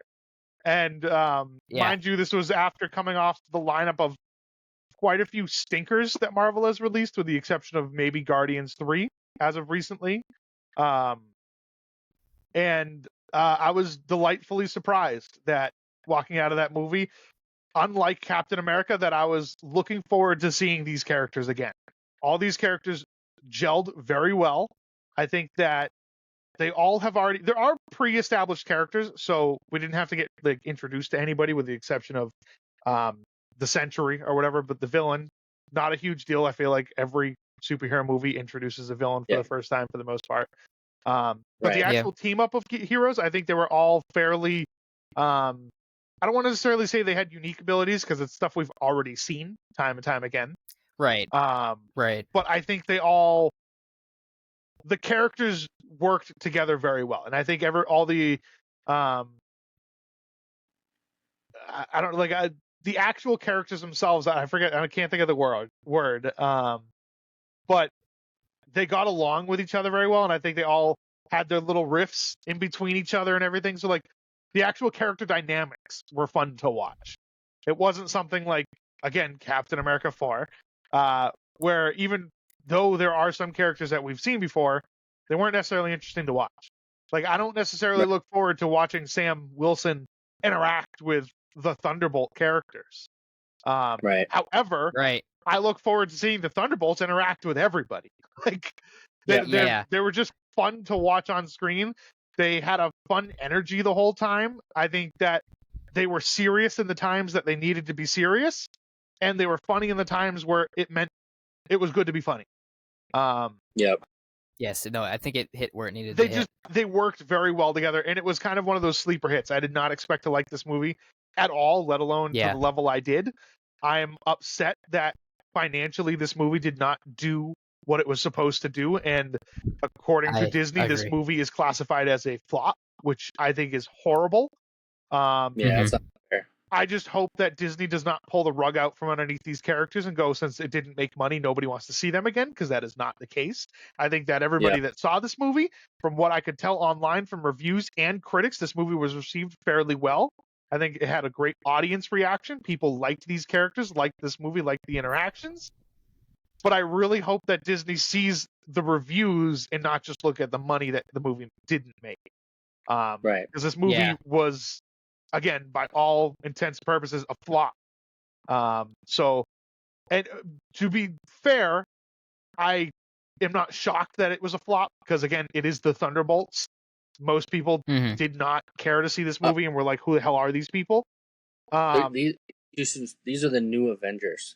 Yes. Chloe. Which, if you had told me that prior to the seeing this movie, I would have told you to pound sand. Yeah. But I think that... Oh, yeah, go for it. No, I was going to say, what did you have a theory on what the asterisk was before the movie? I thought they were going to be Dark Avengers. I thought they were going to add characters or kill characters, basically. I thought the team dynamics were going to change, and they were going to either take people away or add people onto the team, which I guess they kind of did, but... I also thought the name would bear some resemblance to Thunderbolt Ross. That's what I thought it was. I thought it was Thunderbolt Ross's team. We were definitely led. Yeah, I think that's... I knew, what's her name? Valentina? Valentina, yeah. Louise Dreyfus, or whatever. Oh, you're good. Yeah, Seinfeld I knew lady. she was kind of putting the team together, but again, the Thunderbolts, I figured it had something to do with Thunderbolt Ross. Yeah, not a he had soccer nothing to do with it. Yeah, literally. But who? Okay, also that, like Thunderbolt Ross was the president in Brave New World. Yes. Who is the president now? I don't think it. Like they never showed us a VP. I felt like that would have been tackled at some point in the Thunderbolts. Listen, I think does Bucky rise and become president? The only other time we've ever gotten like political leaders in the MCU, aside from like all the secret agent crap, was Iron Man 3, right? The president and vice president in that movie, and that was it. But we only ever saw them the one time. Yeah. But I don't know, that was just the continuity thing that bothered me.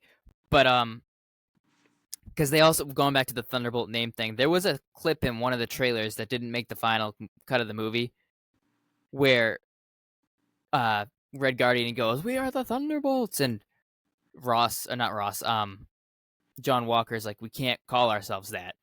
And I thought that was kind of feeding off of like the whole Brave New World kind of thing, which wasn't the case.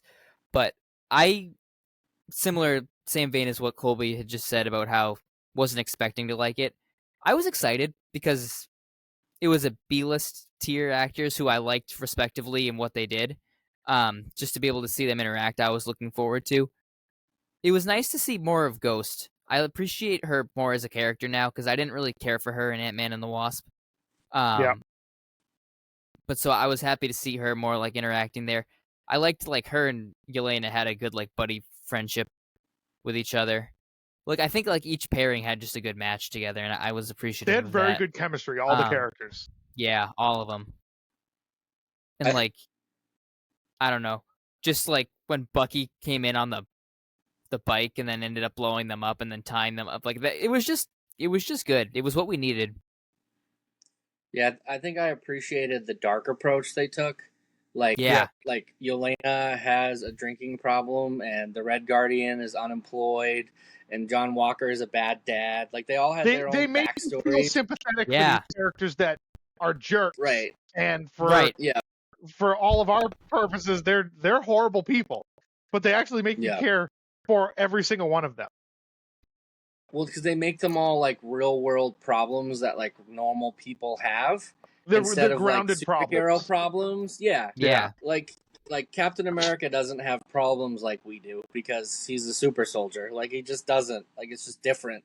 But these are just like normal people with most of them don't have powers. Like they're just people who are fighting the fight that they're supposed to be fighting at this time. Except there's 3 Captain Americas on that team. Yeah, but oh yeah, I guess if we classify Bucky as a Captain America, we got 5 Captain Americas in the MCU right now. Circling back to our previous conversation. Yeah, and I like how they handled like Sentry and the Void being like 2 characters that was so powerful but so conflicted almost, and like that whole like last 20-25 minutes where Yelena's like falling through different levels, like it had that horror element that I was like, oh, this is cool. Like it's what I wanted Multiverse of Madness to be. Yeah. Like it just a little bit better in that sense. And that was fun. Like the hallway chase with, the dark elements and ripping Professor X's neck off and stuff like that was cool. But I think this one did it better. I really I mean, we didn't know what was happening when the Void was turning those things to black spots. Yeah. So initially my head was they were killing them. Yeah. Or sending them somewhere. But so like when like Yelena walked into the Void like intentionally, like I felt like she was showing like suicidal signs throughout it. And then like that to me was just like, whoa, like I did not expect that because I didn't know what was happening. Yeah. But also, I don't know if this is something that's happened in every superhero movie, and then this was the first one to make me notice it. But is it a trope for a character just to save a child in crisis? Because Red Guardian did it, then that kid turned to a shadow. Then it happened again in Superman, and then it happened in Fantastic Four. I'm like, this is just... I think it's just a generic superhero thing. Right. Okay. And to be a superhero, like, you have to save, like, the weakest and the ones that can't, like, save themselves. The most adorable thing on screen. Right. And, saving an old lady is just not as fun as saving a kid. Like, it just isn't. Yeah. No, you're right. Unless you're on I will May, say, right? And, like, when that was in my head. When the Void made that little girl disappear, my whole theater had an audible gasp. Yeah. I was part of that.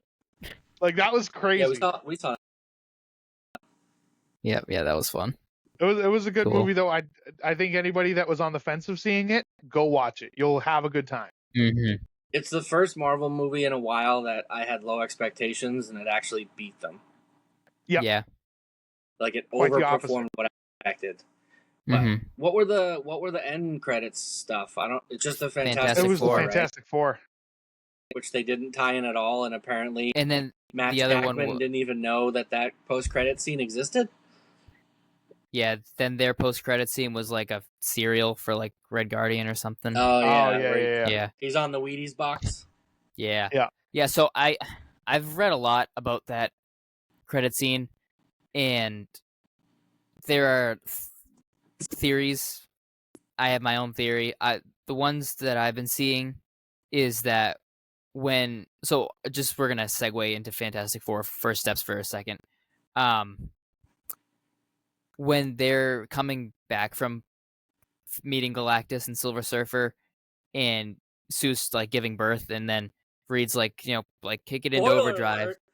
Yeah. Well. Oh well. I don't care. This episode won't come out for another 2 weeks. No. I'm gonna be on top of that this week. Okay. All right. when they're and then like Ben kicks it into hyperdrive and they're supposed to like go through a bunch of like galaxies or something. Someone thinks that was the Thunderbolts credit scene and they're just kind of gliding through, or their speed that they were at split them into two different versions of the team. That's the theory that's going around. I don't buy that one as much. No. Another theory that I've seen was that the ship that was in the post-credit scene of the Thunderbolts, It's a different ship, right? it's a different ship. And so people are speculating that it was the original 2005 Fantastic Four coming in, which is, I'm more apt to believe that one than the first one. Yeah. Also, because the guy who played Reed Richards in the 05 version was at the world premiere for the first steps. So I thought that the post-credit scene for Fantastic Four was going to be like Council of Reeds or something, but it wasn't. My theory is still that this is just their ship coming into that universe. I think it just wasn't well planned when they made the production. Spoiler for Fantastic Four, but I think that the post-credit scene of Doom showing up and taking Franklin, I think it's literally he disappeared or some stupid thing, and he went to that Earth, and they're just chasing after him. I think it's that simple. Right. I think that's all it is. And they probably you can't tell me they didn't put a tracker in that game. Right, and they probably have to build a separate ship to multiverse jump, you know? It could literally be that simple. I don't think it's the original Fantastic Four. I don't think it's some weird time and space loop or whatever. I think it literally is just them coming, because they literally said they were coming into orbit. Yeah. It wasn't that they were passing through the system. They specifically say it was a ship coming into orbit. So obviously somebody's coming to Earth for a reason. Put the two and two together. It must be for Franklin. Yeah. Before we go past that, we want to touch on any of the Thunderbolts credit scene with the whole? Marvel's doing a lot of time jumps. Again. A lot. Which I don't know if that's to even things out or whatnot, but like the post-credit scene for the Thunderbolts was like 18 months later, like a year and a half. Like, I don't know where that falls on the timeline, but that has to serve some kind of meaning. Do we have an idea about like what Sam's team's gonna?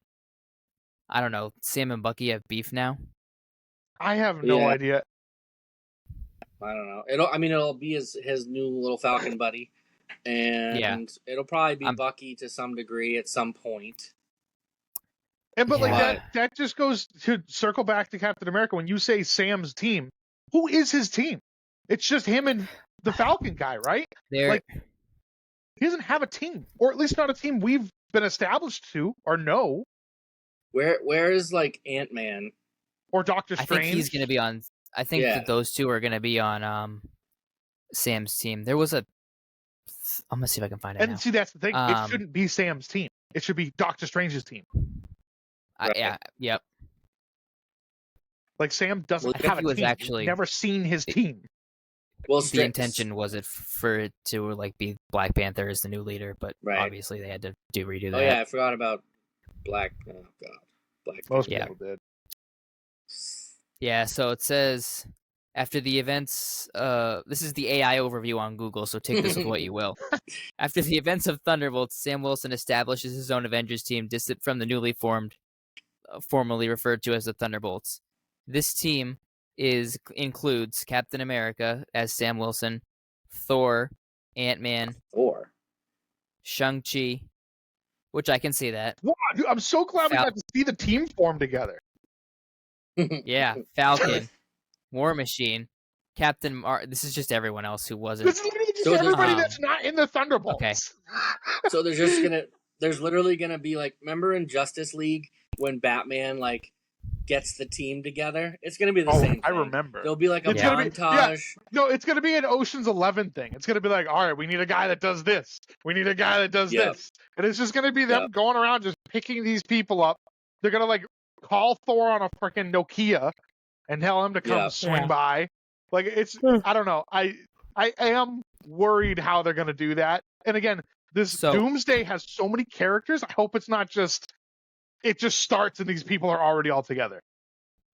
The thing that I've noticed too is, first off, this is a sidebar from what I was about to say. The chair reveal thing they did, why couldn't they have waited until after the Fantastic Four to do that? Because we knew going into Thunderbolts, you're all going to live.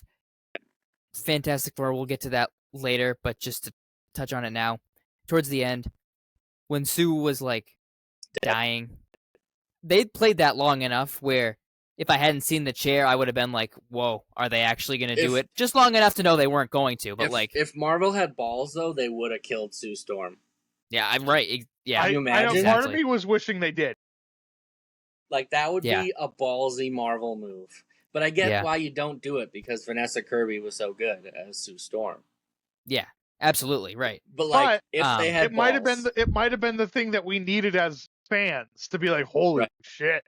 You know, kind of like when Infinity War, when Thanos snapped his fingers, everybody was like, there's no way this movie's going to end like that. And then it did. Yeah.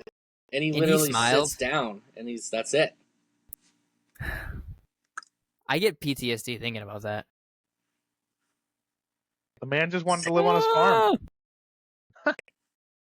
Anytime somebody would snap for a month after that movie came out, I would like flinch. Stop doing that.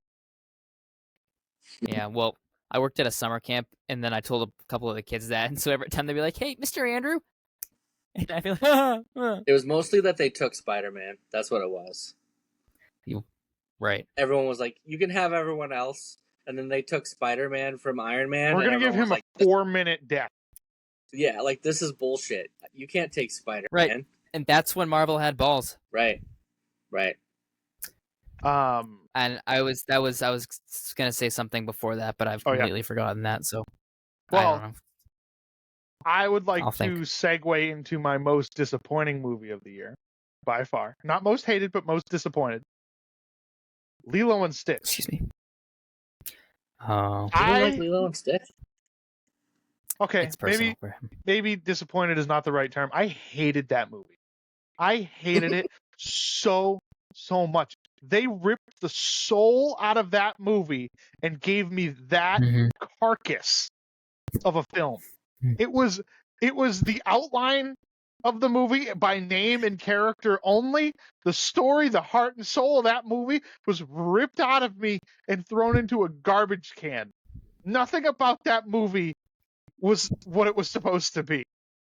Now, my rebuttal to that is if you're not going to stick to the story as a one-for-one remake, as Disney is notorious for making these one-for-one remake live-action movies, don't make the movie. Period. Just don't do it. But they did the one-for-one How to Train Your Dragon, and I thought that was a great time. And it was phenomenal because it was one-for-one. Oh my god, Lilo and Stitch was just so bad. They cut so much plot out. They cut characters out. They cut storylines out with certain characters. It was just weird. It wasn't even the same movie. I hated it so much. I've never been so mad. I remember like 15 minutes into that movie when it started and it was already not the same. I was like slumped in my chair. I was so done. I couldn't even get up and walk out. I was just that defeated. I can attest. I don't know if I was next to him, but I was there. Well, you don't need to remake everything. Yep. No. Just because I don't want Colby's head to explode, I'll keep my thoughts short and simple. No. I did not have the emotional attachment to this film that a lot of other people did. I had seen the original maybe like twice, but that was it. I mean, Stitch is Stitch. Stitch is awesome. I think the best part of that movie was Lilo and Stitch. Like the dynamic that they had was incredible. I don't know. I did have fun with it though. I guess I should have prefaced too. Lilo and Stitch is my favorite Disney movie. Yeah. So I probably should have prefaced that. I was in the same vein too because Sam, who I've mentioned before, was in the same boat as you, Colby. She was not happy with that film. Like she was like angry at the end of it. And I just was like, I'm just staying quiet is my best option here. I think for people that have no attachment to the original, I think they enjoyed it, and I think that's fine. Yep. But as somebody who loves the original movie so much to watch this soulless live action remake not even be because it's literally not the same movie. It's not at all the same movie. No, it's not. And I went home and watched the original after because yeah, I was so confused. So like I think to see the like drastic comparison between the two, it is upsetting for sure. If they had marketed this movie knowing that it was not going to be like a remake, and they were like I feel like they probably should have alluded to that a little bit more. I know some of the trailers showed some clippets that you might have been like, oh, that's a different choice and stuff, but like it is just straight up not the same movie. The plot is so different because they use different characters that drive the plot than should be. They literally cut characters out of the movie.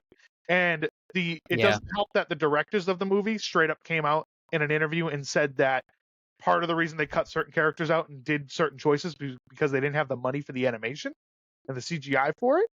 Again, if you're not going to do it right, don't do it. You know what I mean? So like don't and you're Disney. It's Lilo and Stitch. What are you afraid of? No matter what, this movie's going to make you a boatload of money. Give them the extra $30 or $40 million and let them make the movie the right way. And you probably would have even made even more money. But that's my take on Lilo and Stitch. I had fun with it. Yeah. But like again, I don't have the attachment. So yeah, it was just more of like seeing a new movie for me. Because I had only seen the animated Lilo and Stitch maybe once or twice in my whole entire life. Yeah. And like Amelia had never seen it, so she enjoyed this one, and then we went back and watched the animated, and she definitely liked it better. But she was like, they're both cool for their own reasons, I guess. Yeah. From that perspective, yeah. I guess going off remakes, the next one, How to Train Your Dragon. Great. That's how you do a live action remake. I was so good. That was a banger of a time. Had a good time. I can confidently say yes. Oh yeah. No, we didn't. And I was so upset we didn't see it in IMAX. I was so mad we didn't see it in IMAX. Sammy wanted to see it, and she still wants to see it in 4D. Like, no. Well, nobody wants to see anything in 4D, and anybody that says they do is lying. No, that is. I can confidently say that's the best live action adaptation we've gotten. Remake for sure. Yeah. It is virtually a 1-for-1 remake, but that being said, the original is so good that you kind of can't mess it up. They also got the same director to come back and do the remake, which helps. I think the only way they could mess it up is if they changed it. Absolutely. Which they didn't. Well, and so there was an interview. And that was their saving grace. There was an interview with the director, the one who made the original movies, who was basically saying when he heard rumblings of them, Universal wanting to do this live action adaptation, he threw his hat in the ring and said, hey, if you're going to do this, let me do it right. And I think that statement kind of speaks for what they ended up creating. And I think if anybody other than him had made this, it probably would have been different and altered, and it probably would not have been as good as it was. Yeah. No, I think my favorite part of that film was the orchestration. The score is phenomenal. Yeah. I think the dragons look good. Yeah, the CGI was all very good. All the characters, they felt like the normal characters. I know some people complained about the characters looked different and they were miscast and all that crap online. Ignore those people. They're stupid. Everybody was fantastic. The score was great. The CGI was great. The movie was perfect. I would give that movie as close to a 10 out of 10 as I can. I think, I know that the sequel is in the works. I think both of them are. Yeah. Yeah. So, and if it has potential to do very well. If they just stick to what they did. To point out that we saw this movie, I think the week or two before we went to Universal and went to Isle of Berk. So that made that was experience exciting. So much better. We should do a separate episode talking about that. We can absolutely do that. But that made that pretty fun. I'll do that when no one's home. Oh yeah, right. Sorry, yeah. My bad. Another June release. I don't think Andrew saw it, but I know Steve has some thoughts on it. Ballerina. Oh yeah, I wanted to see that one. I had a good time with it. It was if you needed like a John Wick like dopamine hit, like you're gonna get it. It's not quite John Wick the whole time, but you're getting way more Keanu Reeves than I expected. For sure. And I thought Ana de Armas was like a good female version of John Wick.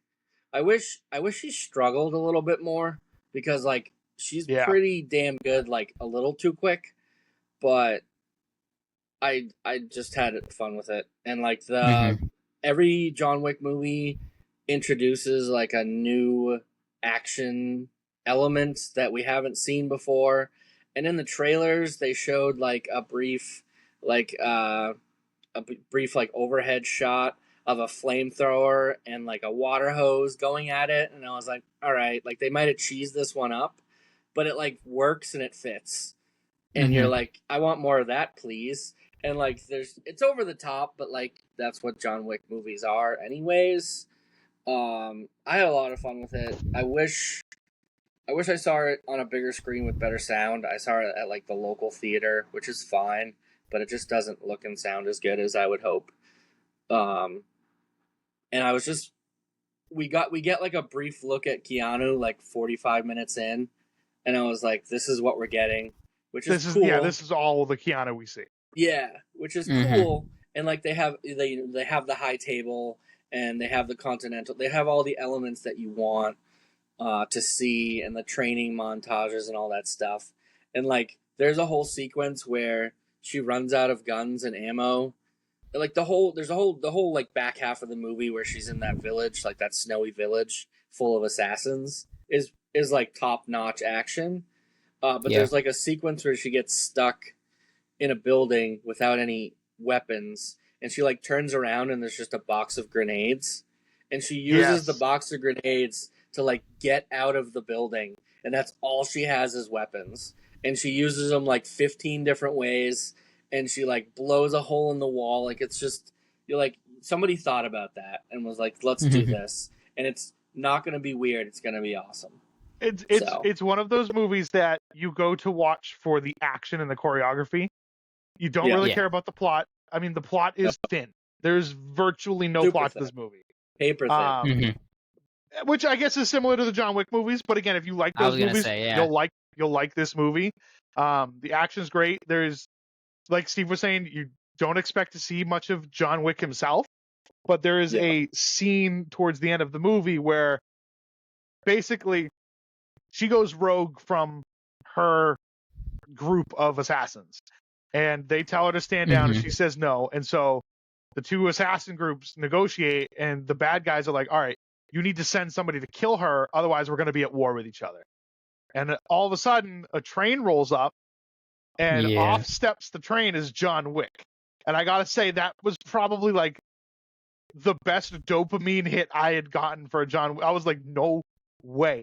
And like, I think it might have been in the trailers, but I never watched many of the trailers for this movie, so like I never saw that. I don't remember seeing him much in the trailers, but knowing that it was a John Wick like spin-off or in-universe film, I thought that if Keanu was in it, it was gonna be like last 5 minutes of the film he's like training her or something. He was in it quite a bit, and that's the thing, is like you wouldn't expect it, but he went to go kill her, and then they had a fun altercation and stuff like that, and more happened. But he was the person that was sent as the Baba Yaga to go take her out of the situation.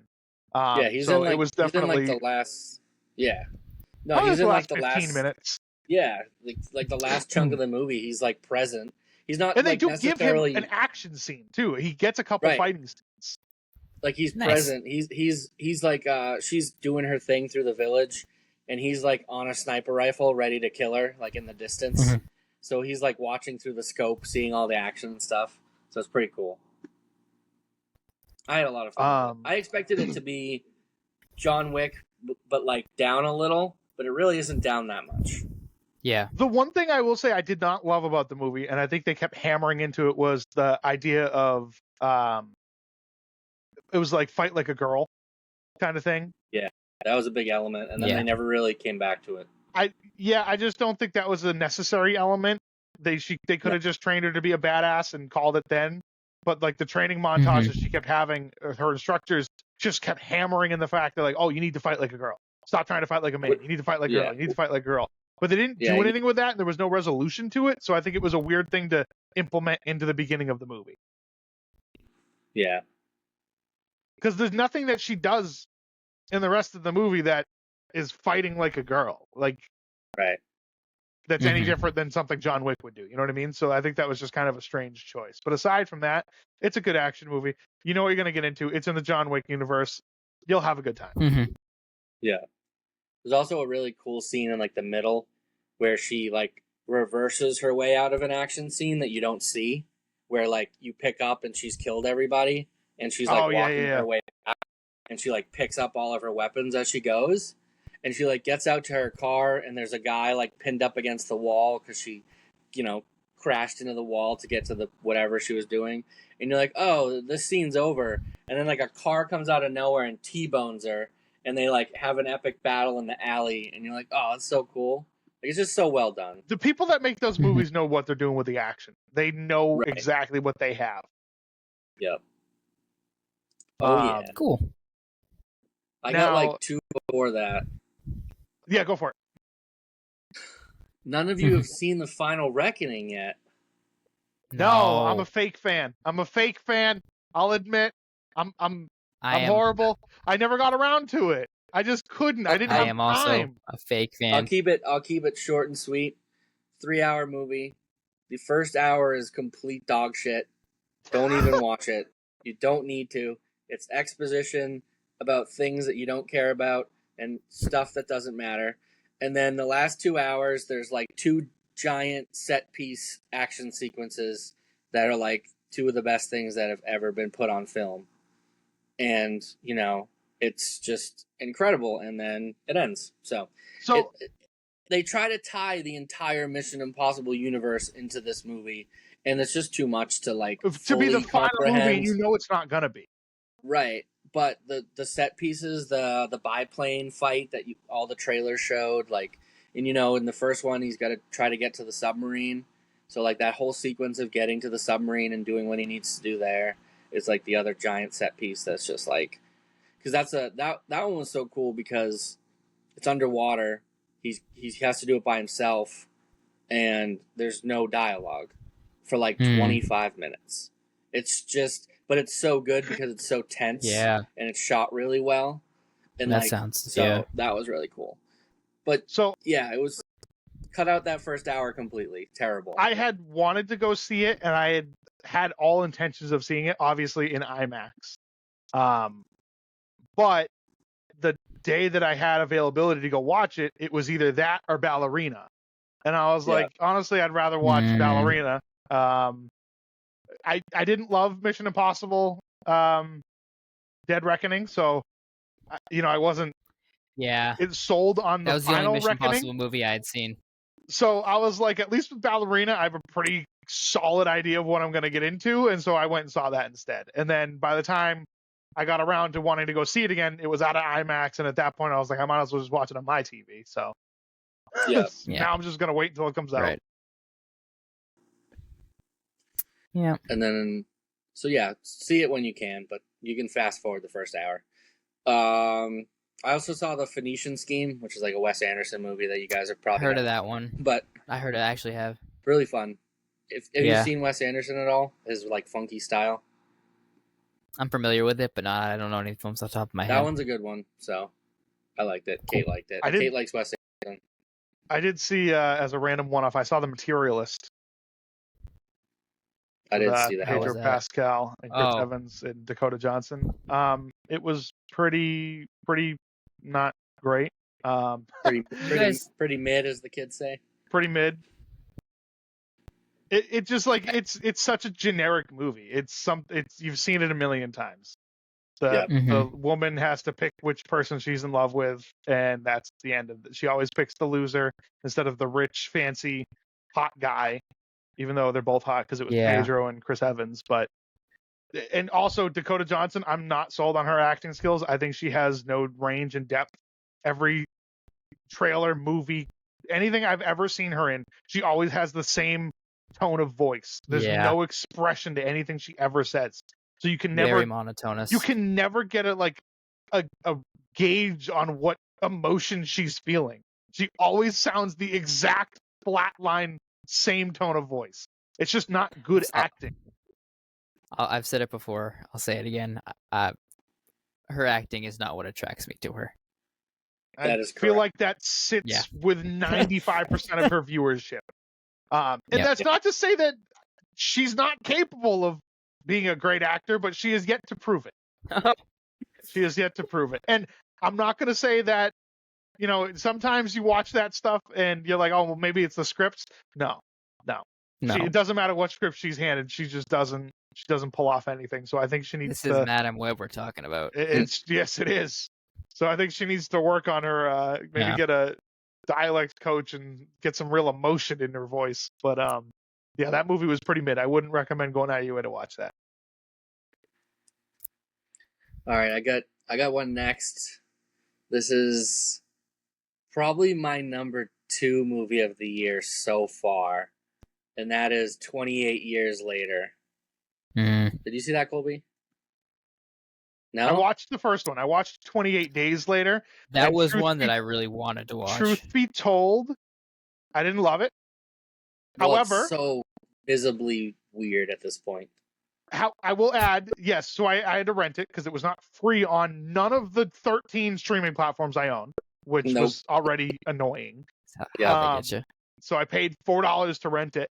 And at the time, I will admit, I wasn't fully paying attention. It was during the height of our Minecraft days. So I was kind of playing Minecraft and had it on like in the background, so I wasn't fully engaged. So I will give credit to that. So I don't want to discredit the movie necessarily, but it was very hard to watch. It was filmed pretty poorly. Whether intentional or not, it was actually atrociously filmed. It was really bad. Which is fine, but like, I'm a graphics guy. I totally get, like, if I'm watching something from 1975, I'm watching Jaws, I know it's not necessarily going to have the most phenomenal graphics or whatever, or clearest images, but this movie was like, the whole screen was fuzzy the entire time.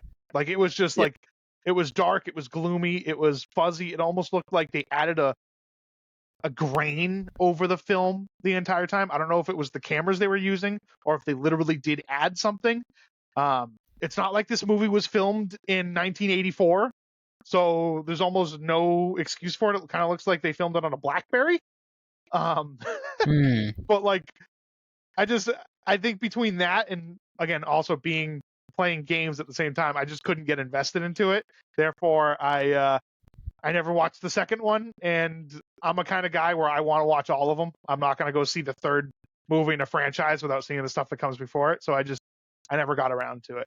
And you'll tell me your review on it, but some of the reviews I saw were pretty mixed on the newest movie. I saw a lot of people that hated it, and I saw a lot of people that loved it.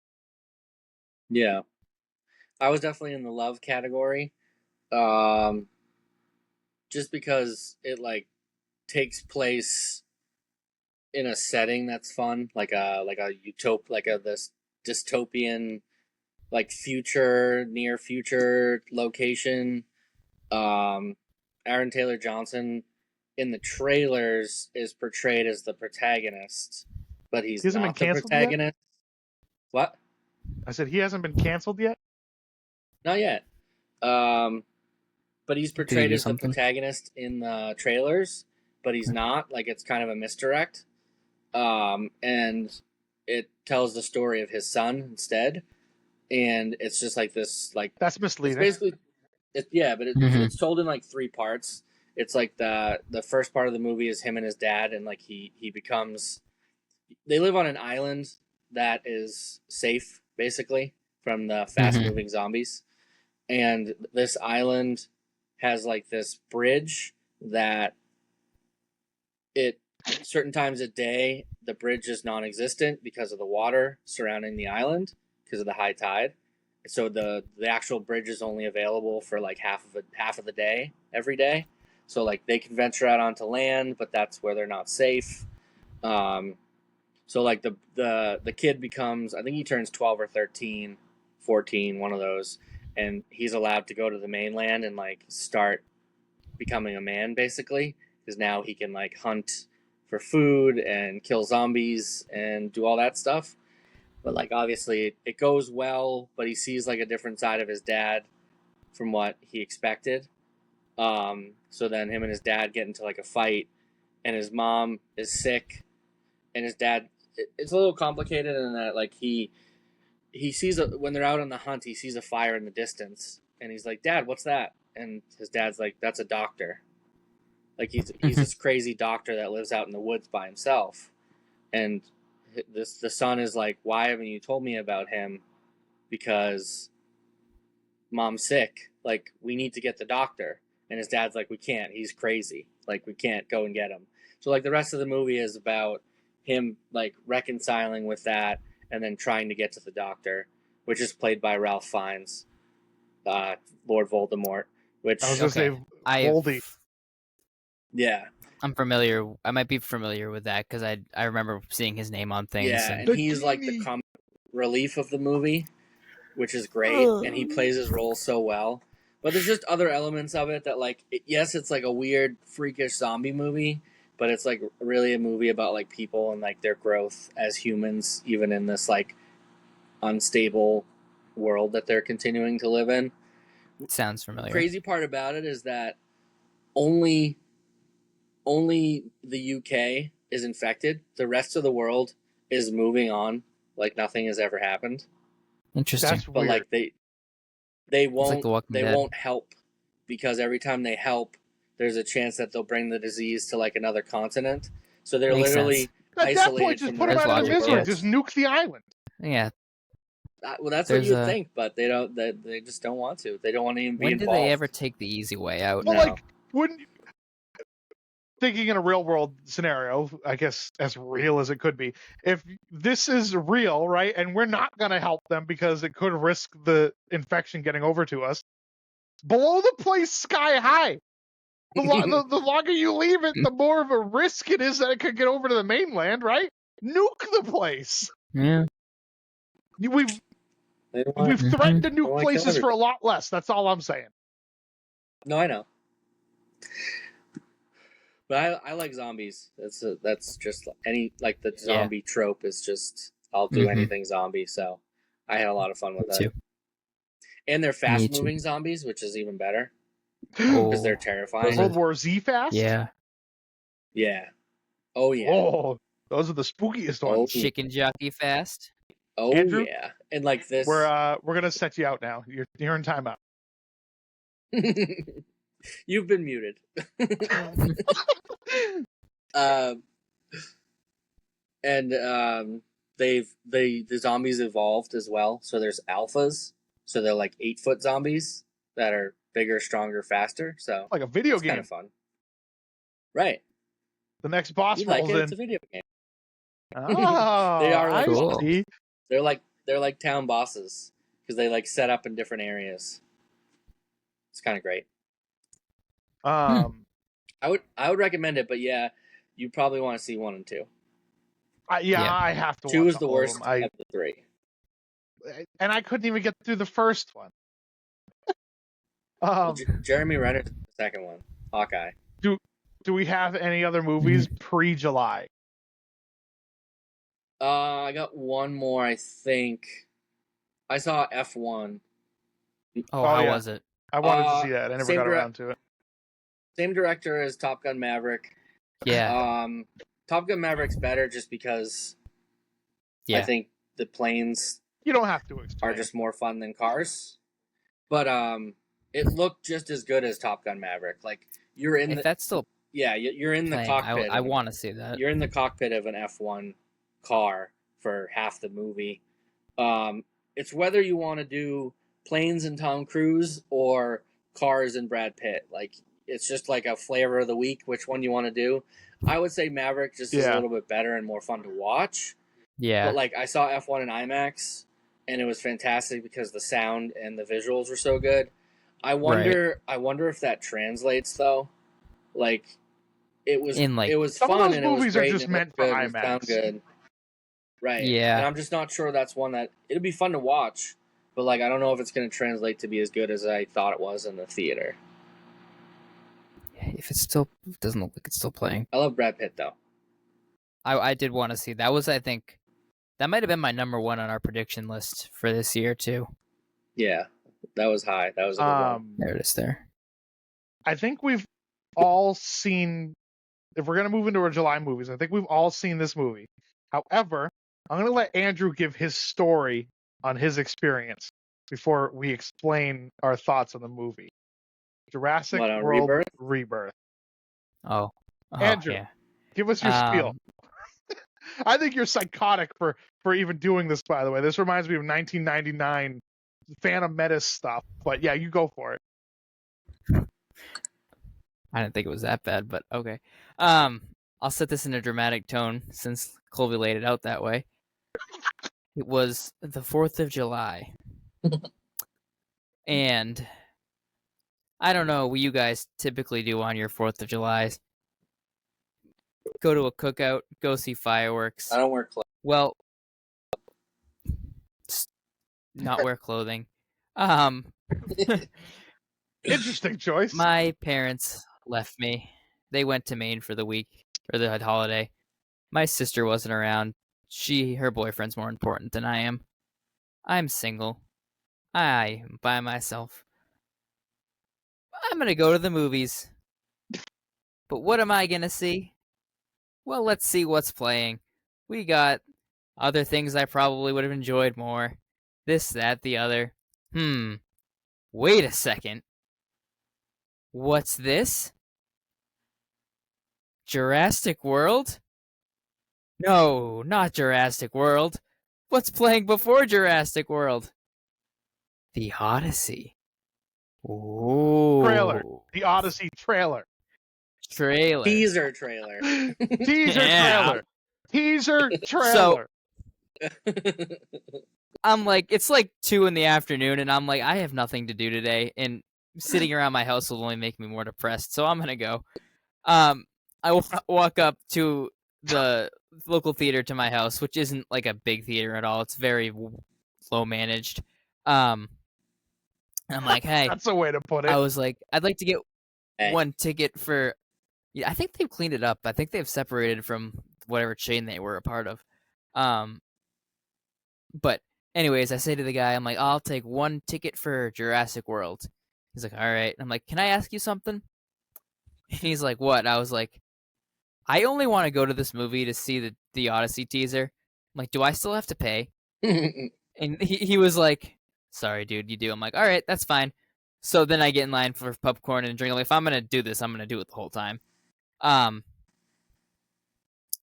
that's not too much of this. So I went into Jurassic World, not expecting to watch the movie. Not wanting but since to I watch had to the pay movie. $8, not wanting to watch it.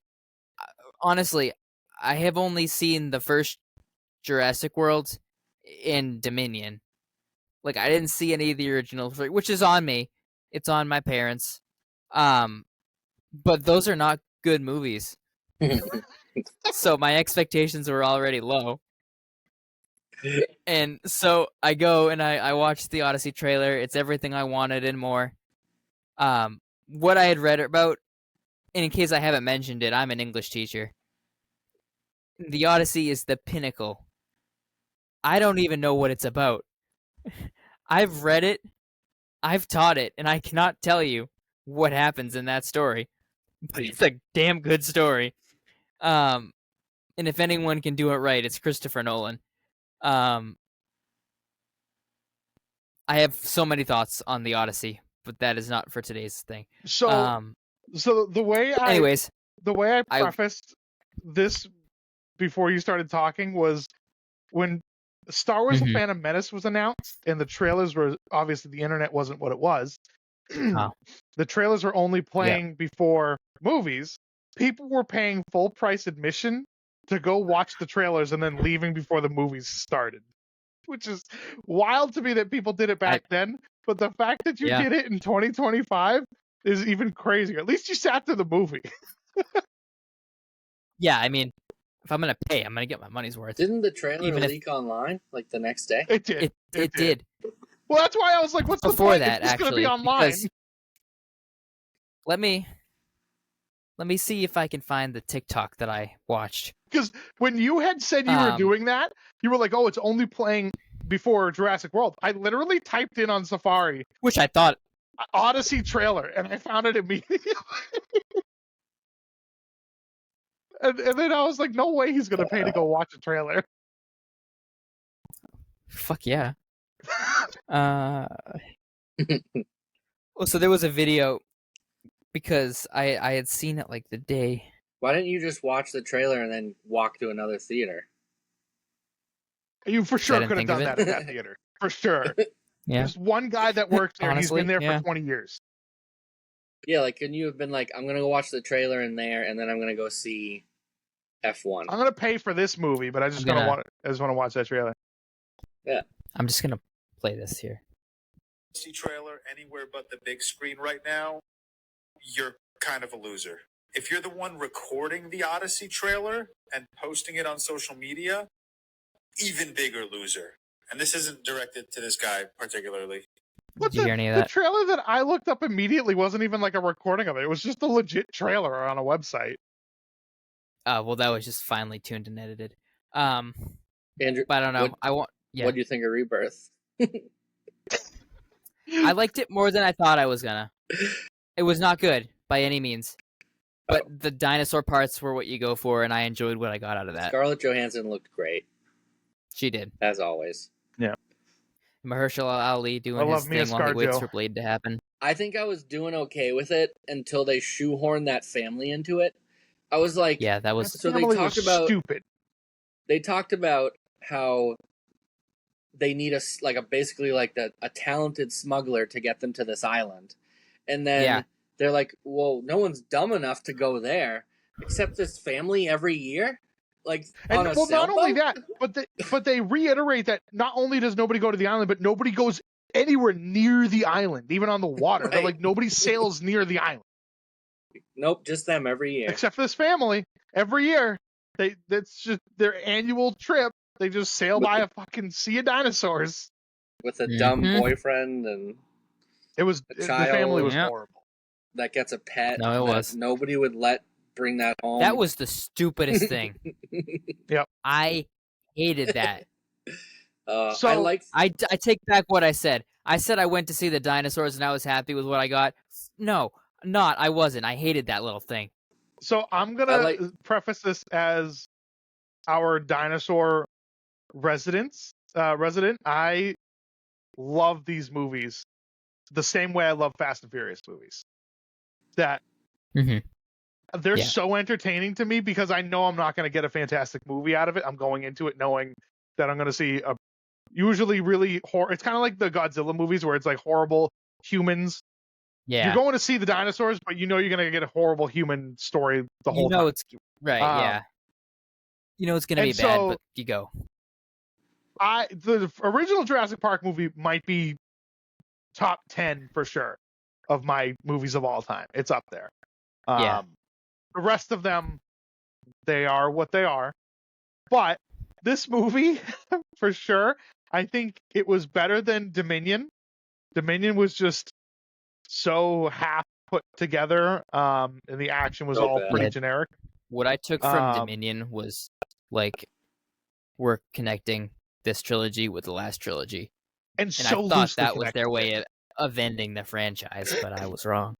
No, Andrew, they will every time one of these movies come out, they make $1 billion. Literally every single time, they're never going to stop making. Right. For sure. This movie was so okay that it doesn't even I can't even justify how okay it was. There was nothing that was stand out in this movie that we've never seen before. The marketing for this movie had this monster creature that was in the movie for all but 6 seconds. And I don't know if you guys noticed or saw anything online about it, but the proportions of this monster changed throughout the movie. So when it first shows up when they're at the gas station, it's smaller. When it's walking outside of the building, right? It's actually not that large of a creature. However, and we know this because there's stills of it standing next to like a Jeep, so you can get the proportions of it. However, the next shot, it's large enough to grab a helicopter in its hand and bite the helicopter in half. It almost triples in size within 15 frames. Are you kidding me? That's where we're at in this franchise? You don't even care enough to have a continuity guy come in and be like, that doesn't make sense. Like, you didn't even try, guys.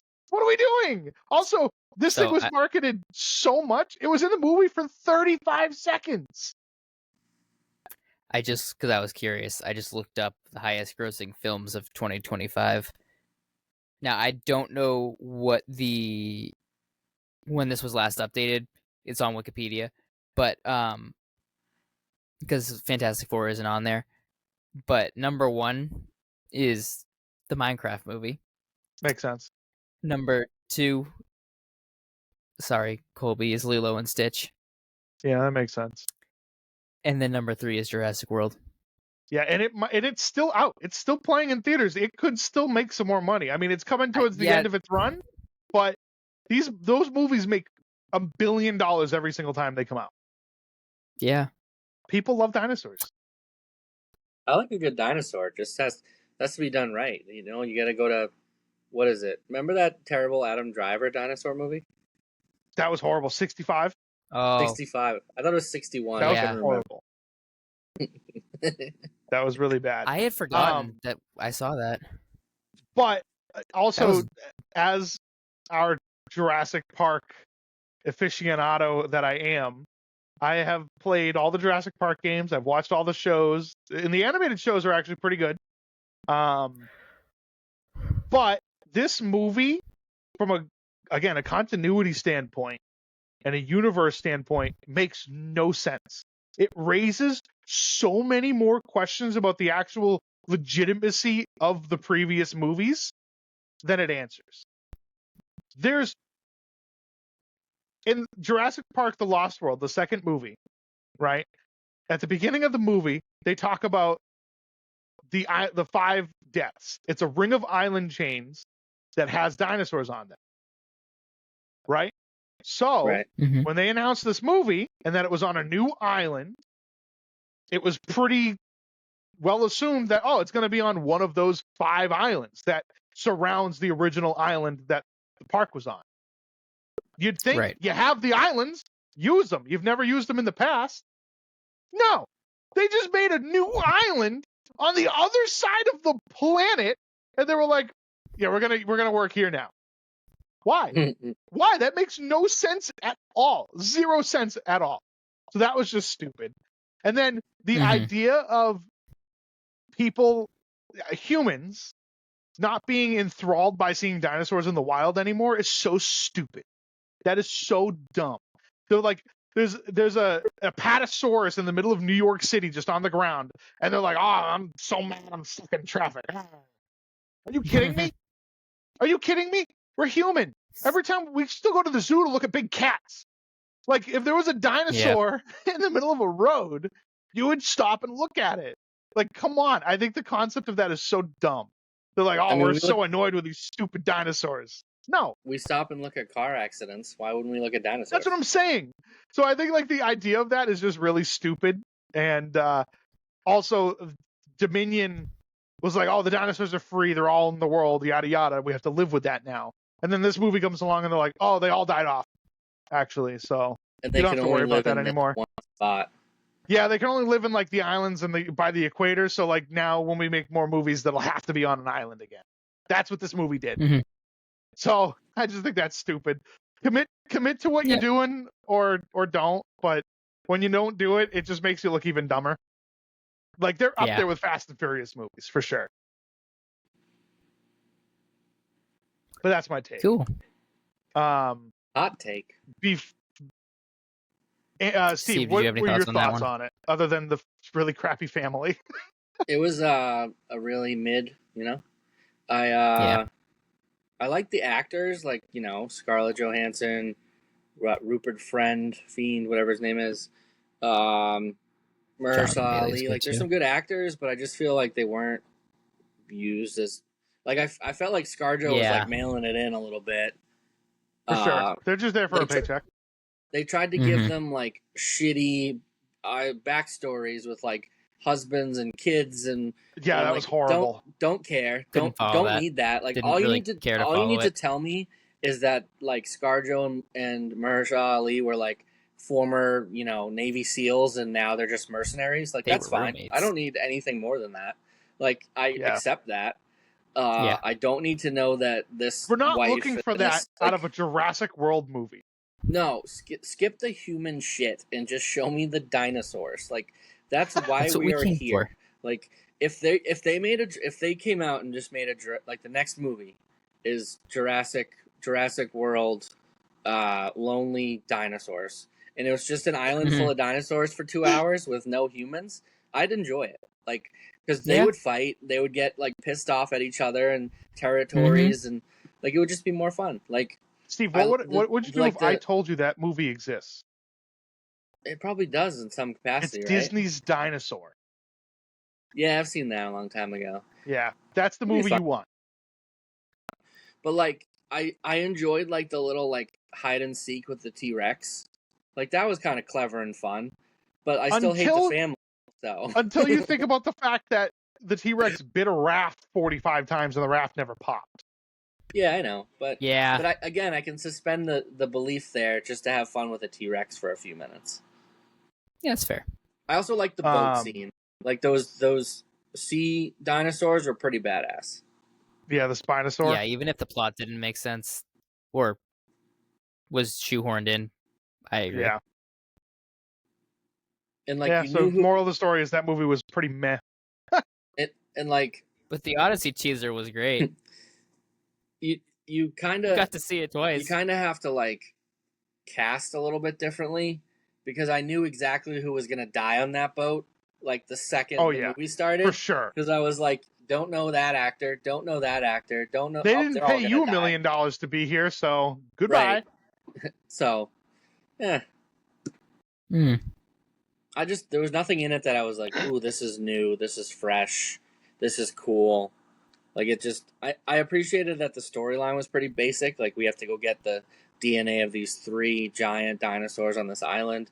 I know what I'm doing, why we're here, but it just didn't pay off. Yeah. Cool. It also doesn't help that movie was in production for like 5 months, less than a year. It was less than a year. It was like 9 months. They started production on that movie and finished it in less than 9 months. So like that definitely does not help. They were just like, we need, because they announced that movie not that long ago. they were like, all right guys, we need to fill a slot with dinosaurs. Let's do it. And I'm like, for like 2026, 2027. I'm like, no, 2025. And they're like, but it is 2025. I know. So get to work. It was very. You don't need to watch it. You can watch the next 4 when they come out. Just watch the original over and over again. You'll feel better. Okay. It ages so well. Andrew, you need to at least go watch the first one. I can do that. Do we want to get into vacation next week? Do we want to get into our I guess we have big 2. Me and Steve have one other one we can talk about. Let's just get that one off the table. Eddington. Yeah. I don't know if there's a way to talk about it. So I was thinking the same way. I was like I don't know how I would tell somebody to go or not go watch this movie. You just need to go do it. It's just like an experience, I guess. It's like a history lesson, but like 5 years ago.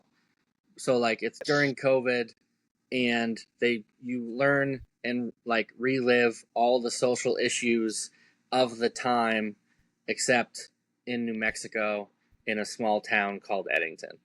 And Pedro Pascal is like the sleazy politician, and Joaquin Phoenix. But like not even that sleazy. Like he doesn't really do much. And like, well, he gets accused of being sleazy, I should say. Yeah. And Joaquin Phoenix is like the shitty town sheriff, but you don't know that right away. You think he's like a stand-up guy. And Emma Stone's barely in it. And Austin Butler is like a cult leader. Like, there's just no way to describe this movie.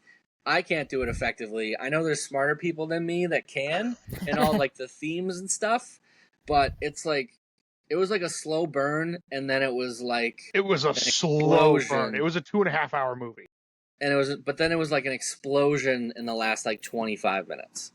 It was like, yeah. So like, I'll try to kind of explain it. So basically, this sheriff in the small town Eddington is super against COVID and mask wearing, specifically masks. And basically, Pedro Pascal, the mayor of the town, enforces the mask rule or whatever. And the sheriff gets upset about it, and he's like, all right, well, I'm going to run for mayor and not do masks. Like that. That's basically what his decision was. He's like, I'm gonna show you, and when I become mayor, we're not wearing masks around here. And so he ends up racing for mayor against Pedro Pascal, and then he gets so caught up in it that his wife ends up leaving him, and yada yada yada. And then all of a sudden, out of nowhere, he has a mental breakdown or something, and then ends up assassinating Pedro Pascal, the mayor, and his son. And then, literally out of nowhere, out of nowhere, he just like he's depressed throughout the movie, and like he definitely has like some mental problems, but like you wouldn't think to that degree. And then out of nowhere, all of a sudden he grabs a sniper rifle and he assassinates this guy. And so he goes through the process of doing that, and then during that, he thinks he's covered up his tracks and everything.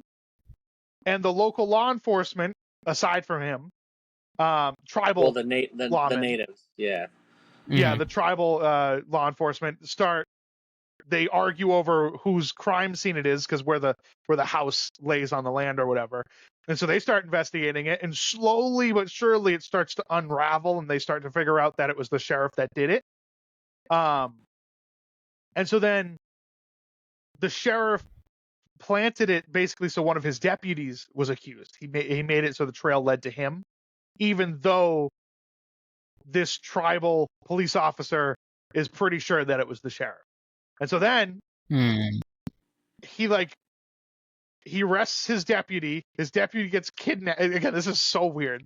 His deputy gets kidnapped out of the police station by this cult, who then stages some wild like drone and landmine scenario in the desert, blows a bunch of people up, and then as they're chasing down the sheriff out of the scene, the tribal officer catches up with them, and the sheriff accidentally kills the tribal officer.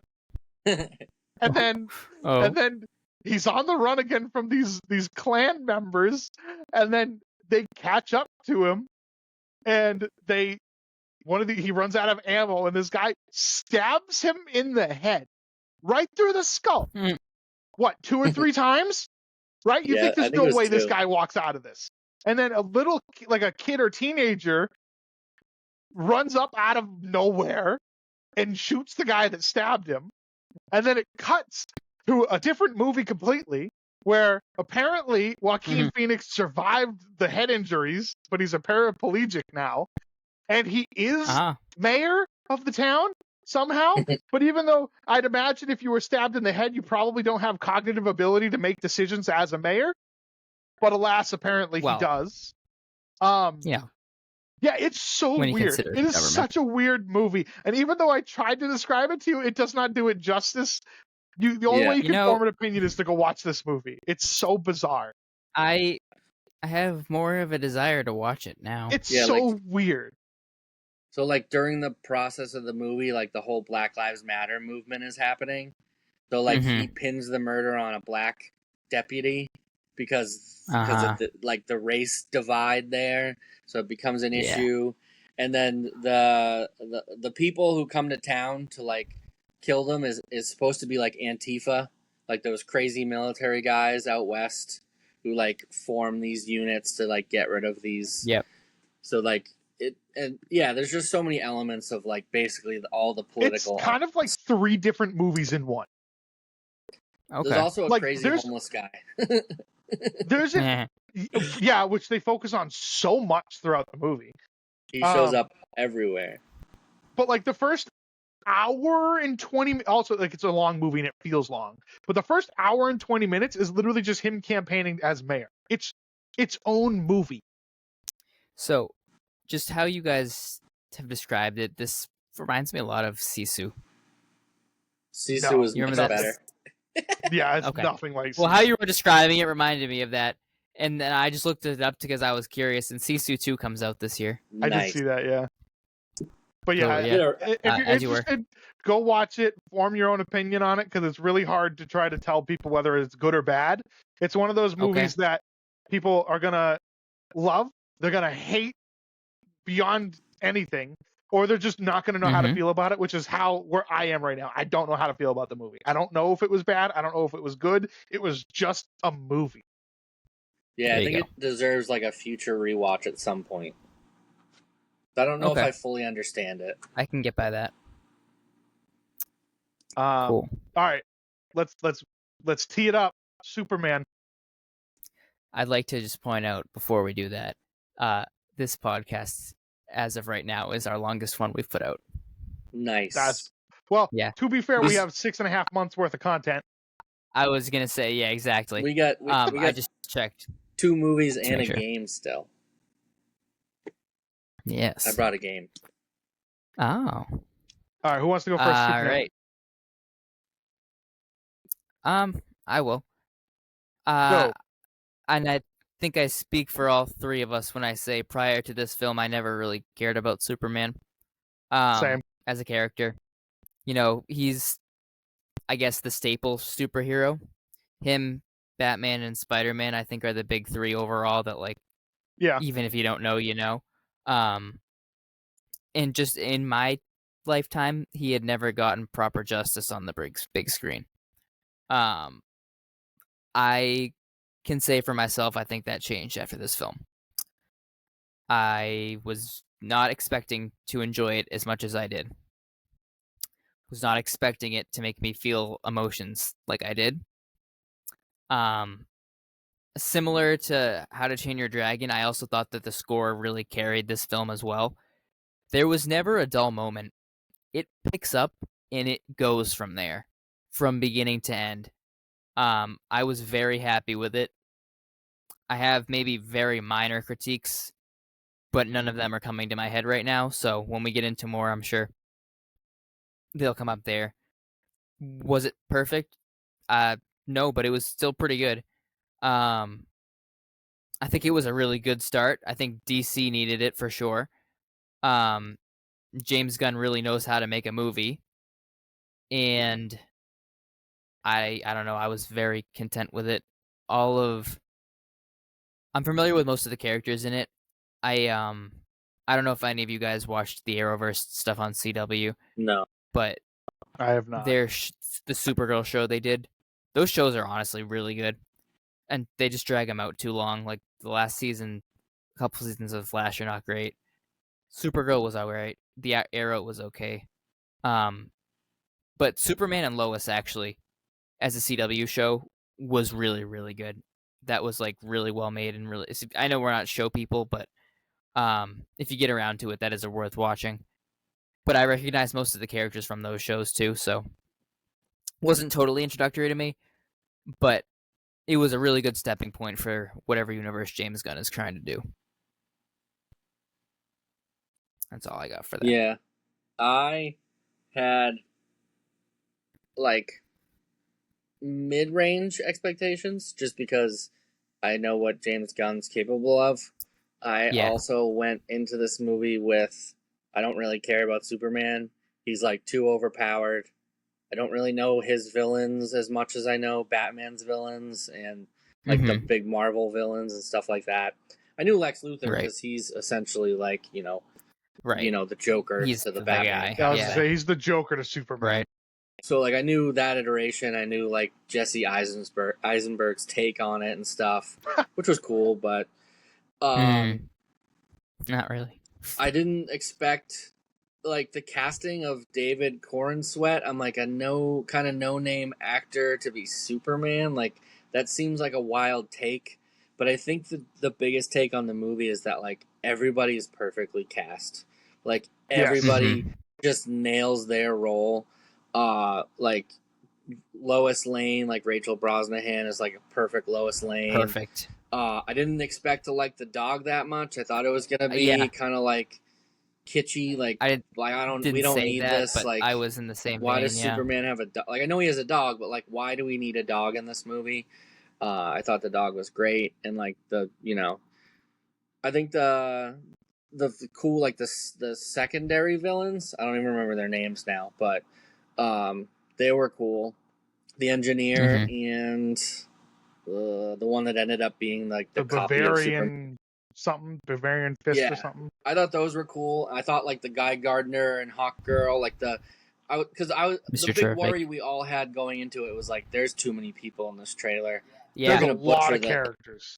And like they didn't. They like, and I appreciated that we started like in the middle. Like we wasn't an origin. Like we started and like Superman got his ass kicked for the first time.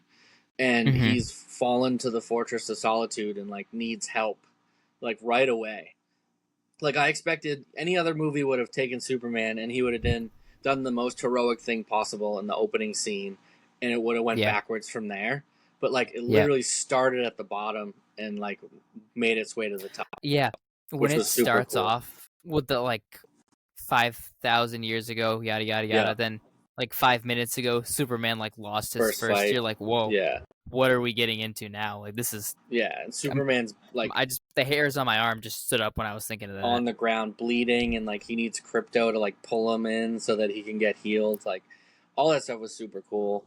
I also love how his dog's name is Crypto. Yeah, it's just all of it was so good, and like the James Gunn flair was like perfect. It wasn't too much, it wasn't too little. It was like right down the middle with some of his like like when he's talking to Lois and like that battle scene is taking place in the background. Like that's such like a James Gunn move, but it was perfect. It's like they can handle that. That's more their speed. Yeah, like that was like so the Guardians of the Galaxy Volume 2, like Groot the opening dancing sequence. Yeah. I love just so well done. But just the casting was so good. And that's a lot of money and time to render the background for it to be a background thing. I know. Right. And the animation CGI was awesome. Yeah. Yeah. Like when he was like far better than I was. Yeah. When he was like floating through that river or whatever in the Pocket universe. Remember, he's kind of like flowing through the river and going towards like the black hole or whatever. Yeah, like, that all looks so cool. Yeah, I'm the same boat as you guys. Like, I could not have cared less about a Superman movie. The only full transparency, I have never seen any of the Superman movies other than Henry Cavill's Superman within the DCEU. Obviously, Man of Steel, Batman vs. Superman, Justice League. Like I've seen those, and I'll be honest. When I first saw Man of Steel, I did not see it in theaters, but I had watched it after it came out on streaming or whatever. Not having any connection to Superman, and coming off the high of the Dark Knight trilogy, I thought Man of Steel was decent. Like I don't think that was a bad movie. What it was. Right. However, I think that was I think that was in the same type of thing where they were trying to start a universe, so it didn't have anything to compare itself to. Well, and so again, at the time, I thought Man of Steel was pretty good. Like I didn't know Superman. I was like, oh, it's kind of realistic, kind of like the Dark Knight are as realistic as a Superman movie can be. Right. After seeing this Superman, that movie's awful. God awful. This is what I have always imagined a Superman movie would be. This makes me care about Superman. It makes me want to see Superman again. And I loved how human they made him. And the Henry Cavill Superman, Man of Steel, it's all about him being an alien, and they're treating him like an alien the whole time. And he's kind of more or less acting weird. He's not really acting like a human throughout the whole movie.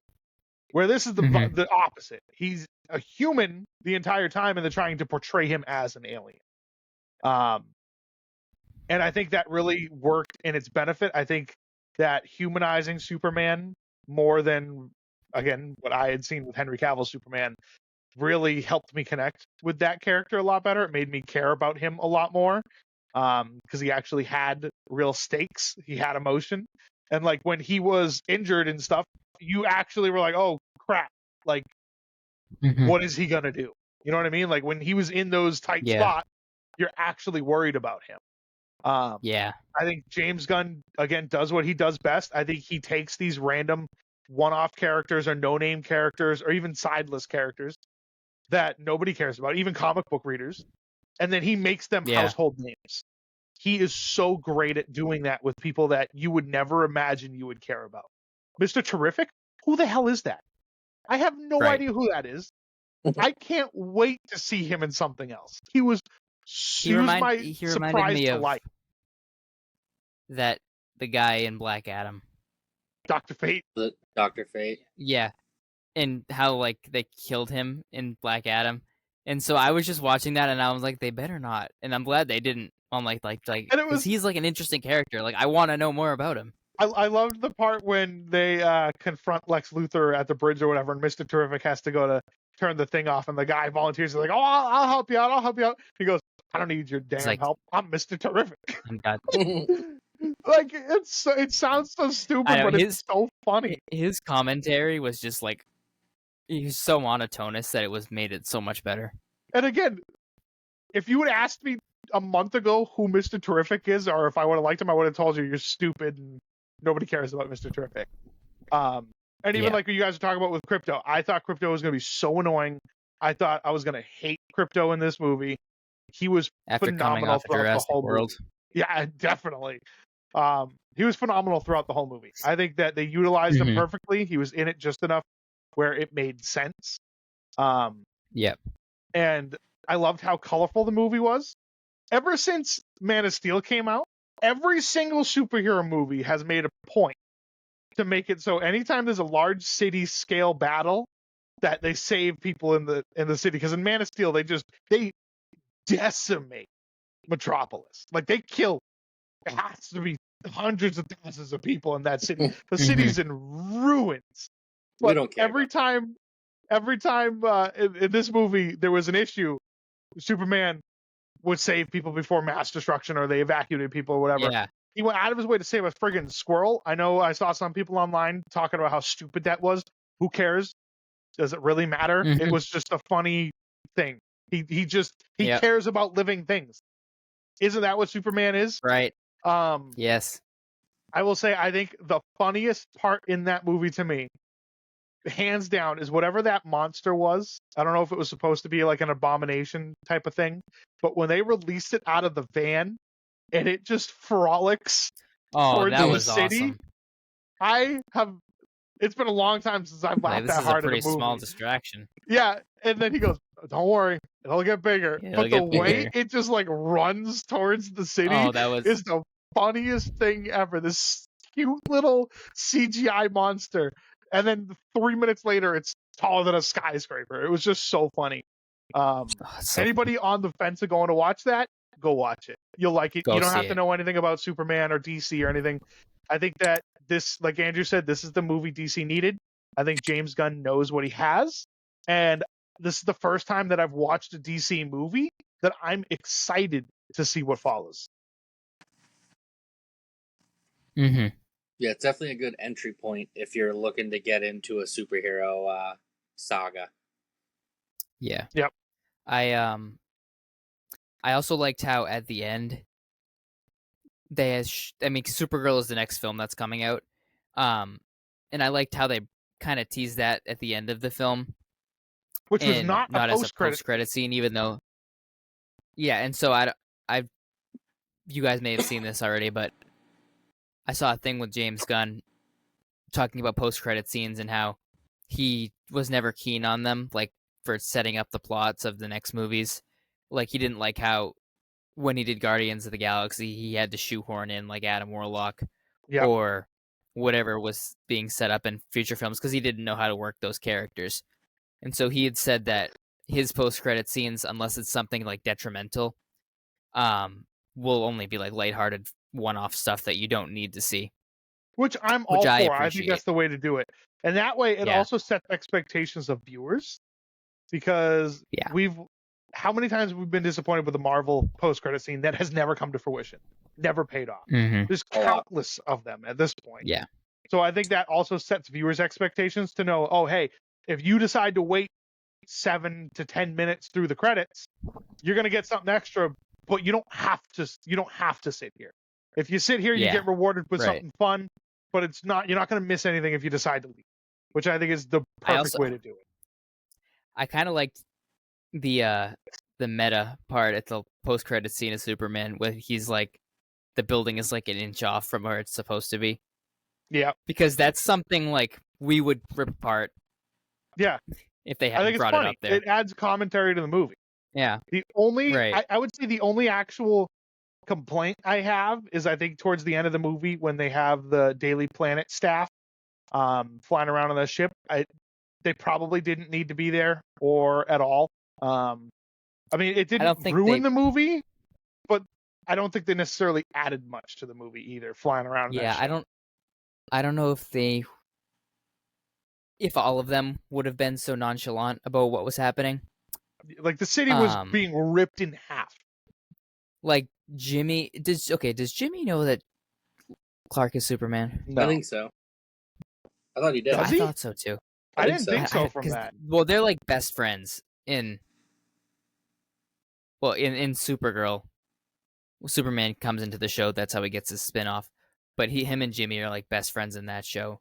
But anyways, like you'd expect Lois to be calm about it. Jimmy, I think he knows enough where he could be, and then whoever produces the story for them there. But then the other 2 or 3, I don't know. It just seemed like they were too calm at it. And I also saw something regarding this film that I also appreciated about how it's not an origin story. Like people like in this universe who are like 30 stories up and are just watching this happen outside their window, it's because they're used to this. Yeah. Like they know Superman's going to come and save them. So they're not running for their lives. They're waiting to see Superman. That makes sense. Yeah. Yeah, I think so. I guess that kind of might answer my own complaint too. Well, I was gonna say I think starting the movie already in an established world was to its benefit. I think if we got another origin story for a character we already know, even if you don't know Superman, you have an idea. I think that would have been exhausting. I think it would have taken up a good chunk of the movie that we didn't need wasted. And I think just having not only an established world, but you're several years into this world already. It's not he's already revealed himself as Superman. He's been Superman for years. And that also allows us to meet all those other side characters and heroes, the Justice Gang, which again, we probably would not have gotten if this was an origin story. Right. No. But it allows us to get all those characters and all the dynamics. They've known each other for a while. They've probably fought with each other. They might have argued. They've probably fought together against things. So you kind of get all those different dynamics with those characters that you would not have gotten otherwise. We would have to have a second movie to get to where we are with this one. So I think skipping that origin story was definitely to the benefit of this movie for sure. And I think that going forward, I hope he kind of takes leaps with that. Like I know we're going to get a Batman movie. I hope he does the same thing with Batman. We've seen Batman's origin story countless times. We don't need it again. So hopefully he kind of sees how successful this was and leaps with that. Is the Matt Reeves Batman in this universe? No. They've Like already officially? Confirmed that it is not. Yes. Yeah. I heard that they want Alan Ritchson for Batman. The guy That's like a fan casting. But I know James Gunn was like asked about it, and he kind of was like shy about it. So that'd be pretty cool. Could be cool. That'd be cool, yeah. But like we're getting another take on Batman. Like I think, can we like a little like let's do something else maybe? Like what about a Joker movie that's not as like Steve? We got 2 of them. Take the I know, Joker but movies and move on. But like a good, like, fun one, not like a dark, Yeah. like, brutal one, because the Joker is also like crazy in a fun way. Don't worry, we're getting a Clayface movie. Yeah. Which was supposed to be in the Matt Reeves Batman universe, but allegedly is now not. It could be great. You never know. I know James Gunn, he did that sit-down thing where he went through, like, all of the stuff he had planned, so I'm trying to see if there was Is he directing anything now, or is he just running? I don't know, honestly. I'd imagine he's doing a bit of both. I don't think he's I remember doing he wanted Supergirl. to direct Superman because he wanted to establish his universe. Yeah. But I genuinely I don't know about that. I don't think he's doing Supergirl, but I'm excited for Peacemaker. Yes, yeah, definitely. Yes, I also wasn't expecting him to pop up. Yeah, like that was pleasant. So I'm confused with the whole Peacemaker timeline. So obviously Superman is not, it's the DCU, not DCEU. Common misconception. Mm-hmm. However, now that Peacemaker made a cameo in Superman, we know that James Gunn has already confirmed that Peacemaker Season 2 is not part of the old DCEU. However, Peacemaker made the cameo in this.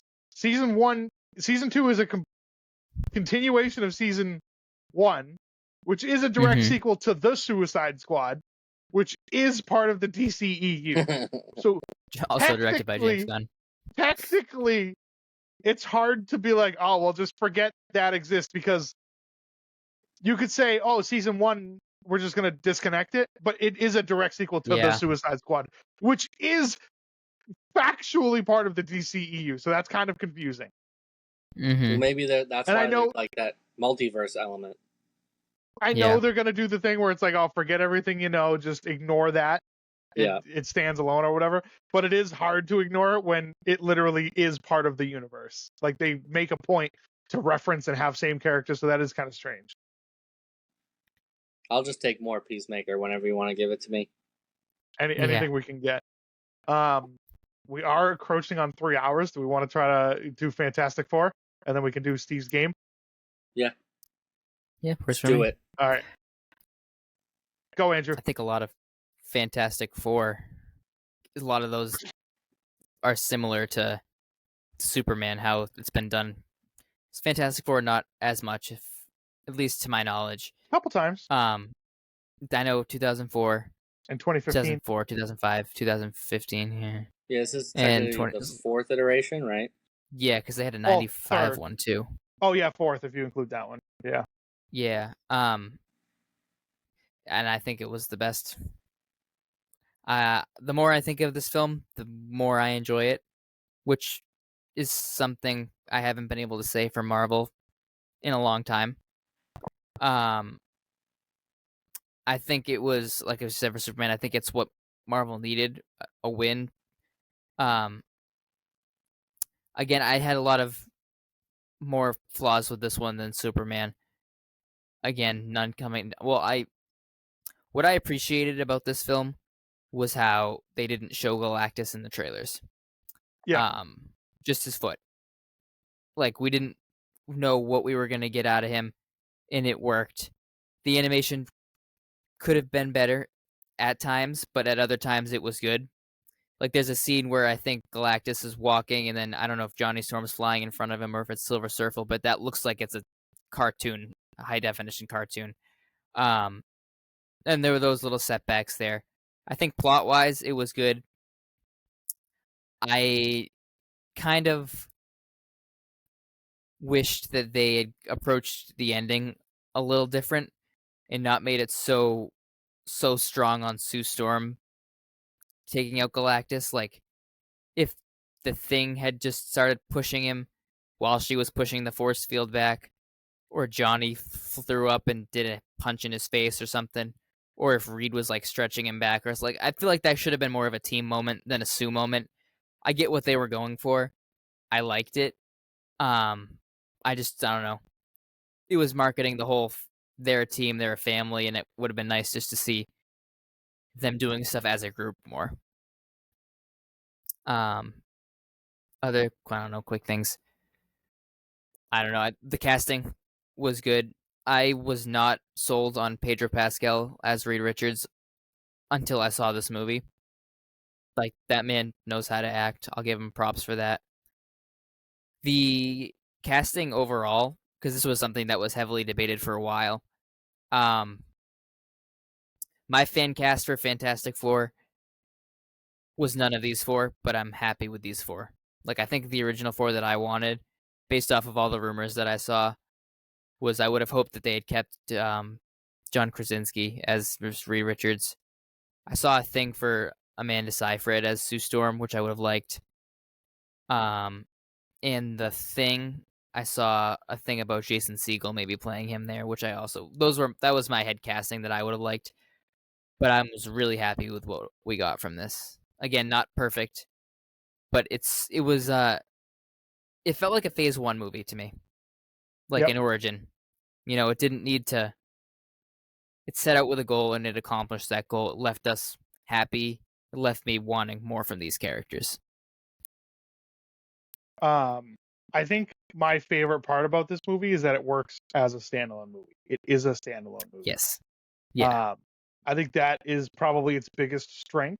I've seen a lot of people talking about how classic Marvel, the third act, they're not a fan of, especially specifically where they defeat Galactus and the way he's defeated. Yep. Which I totally understand the criticism, and I see where everybody's coming from, and I get that.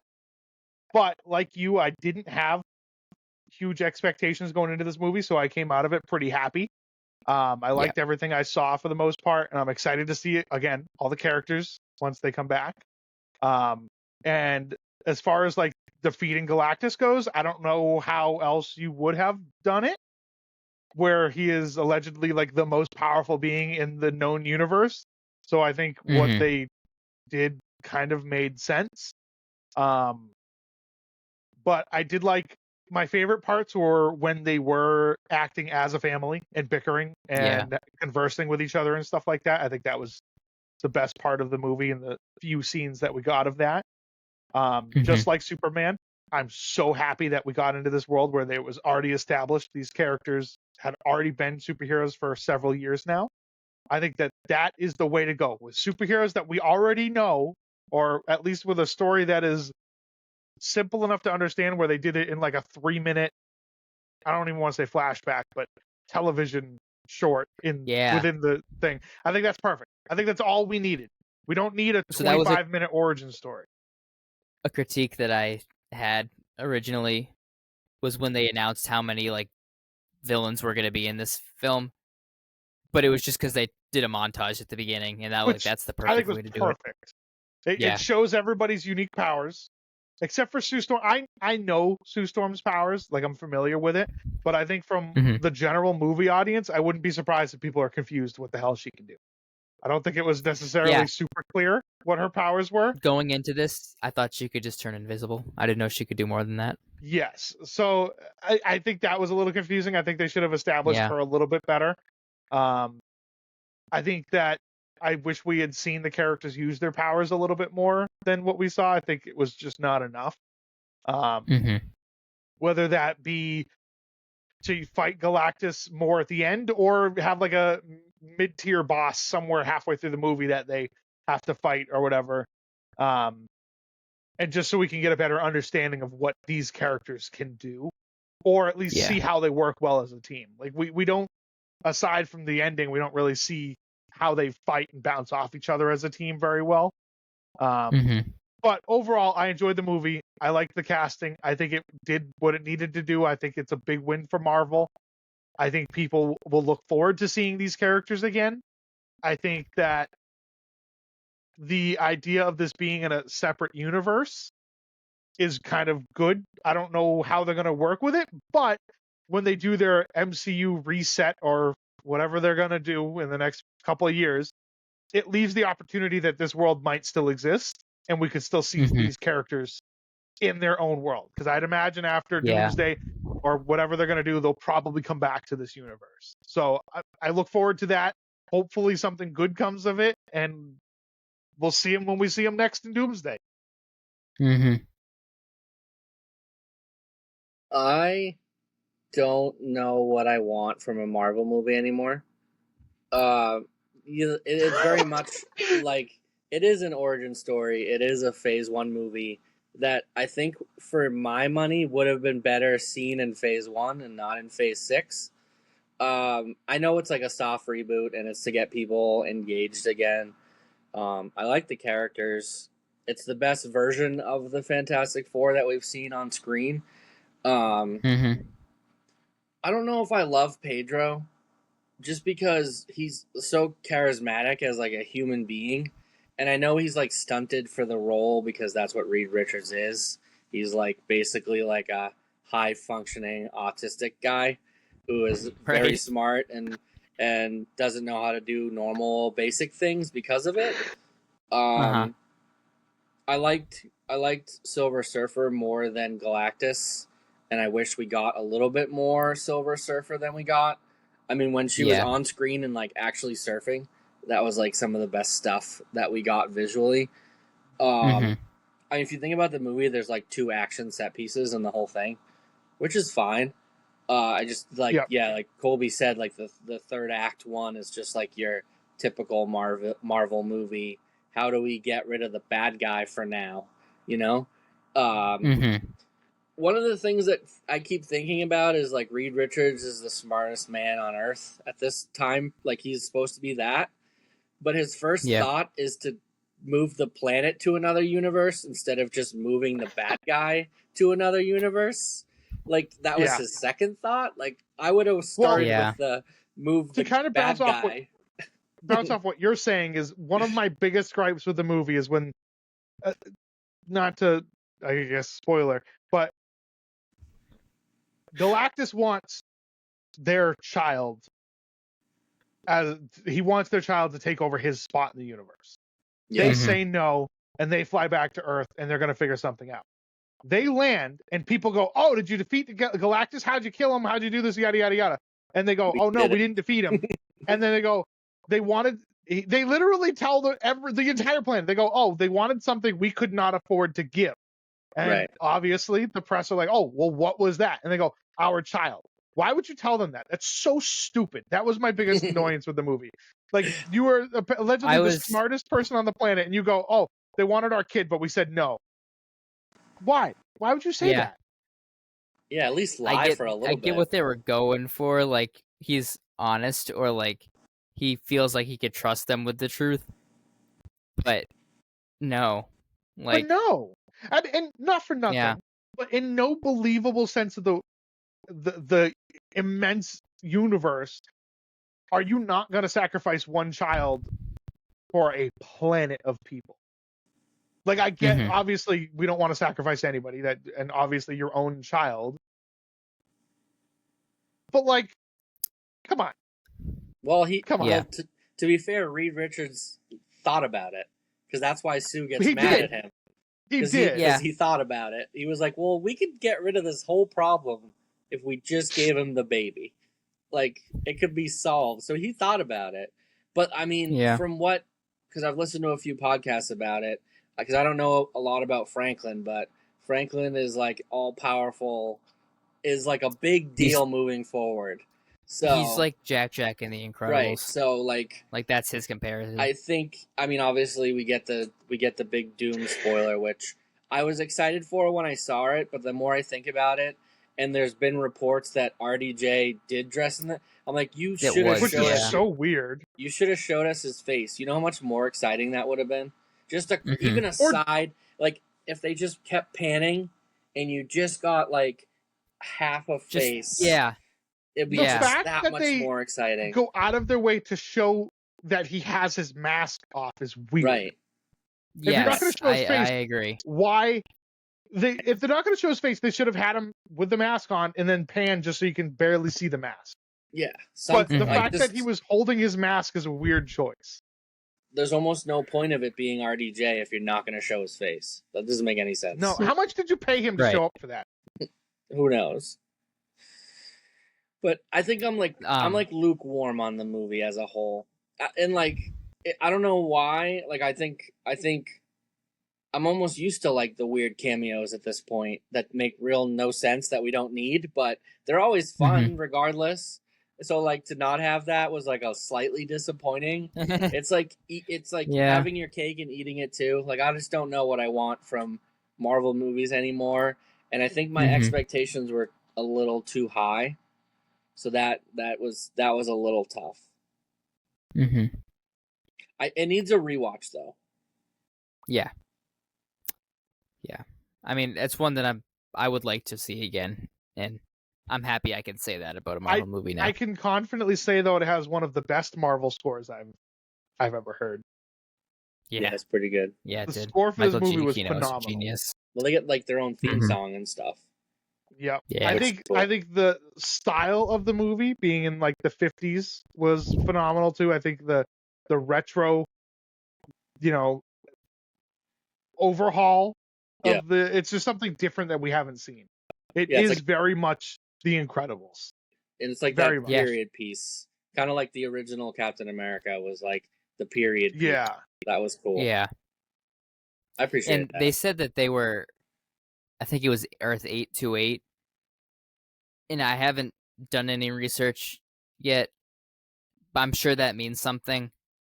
But like, someone pointed out to me after that movie also took place in the 60s, which would be before we saw anything else in the MCU, likely. So, well, apparently, I'm so lost with all the different Earths. I also just don't care. Like, is this? I'm at the point where is Iron Man in this one? No, okay. Like, I just don't care. Like, that's fine. I'm so lost with all the different Earths. It's just so confusing to me. I'm like, it'll make sense when it needs to. Yeah. So my understanding of that is the comics universe is the 626 universe.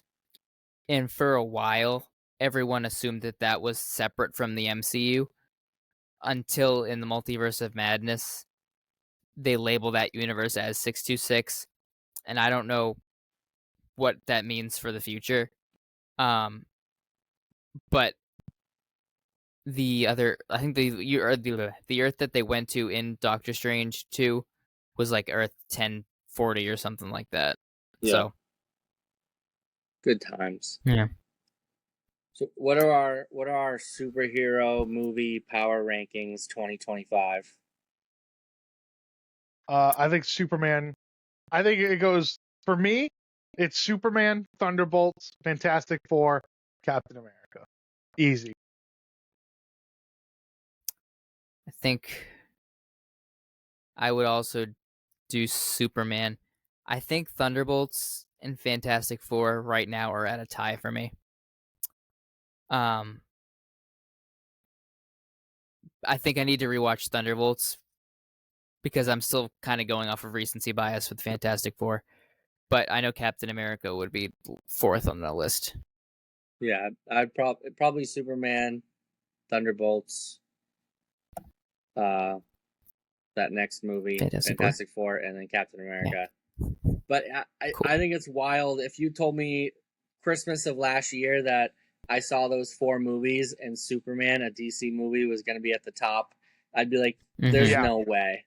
There's just no way. We're getting a Captain America also like to preface, and a Fantastic Four movie. As much as I love Fantastic Four, and I'm putting that as my number 2 spot so far for the year, as superhero movies, there is a wide gap between Superman and Fantastic Four.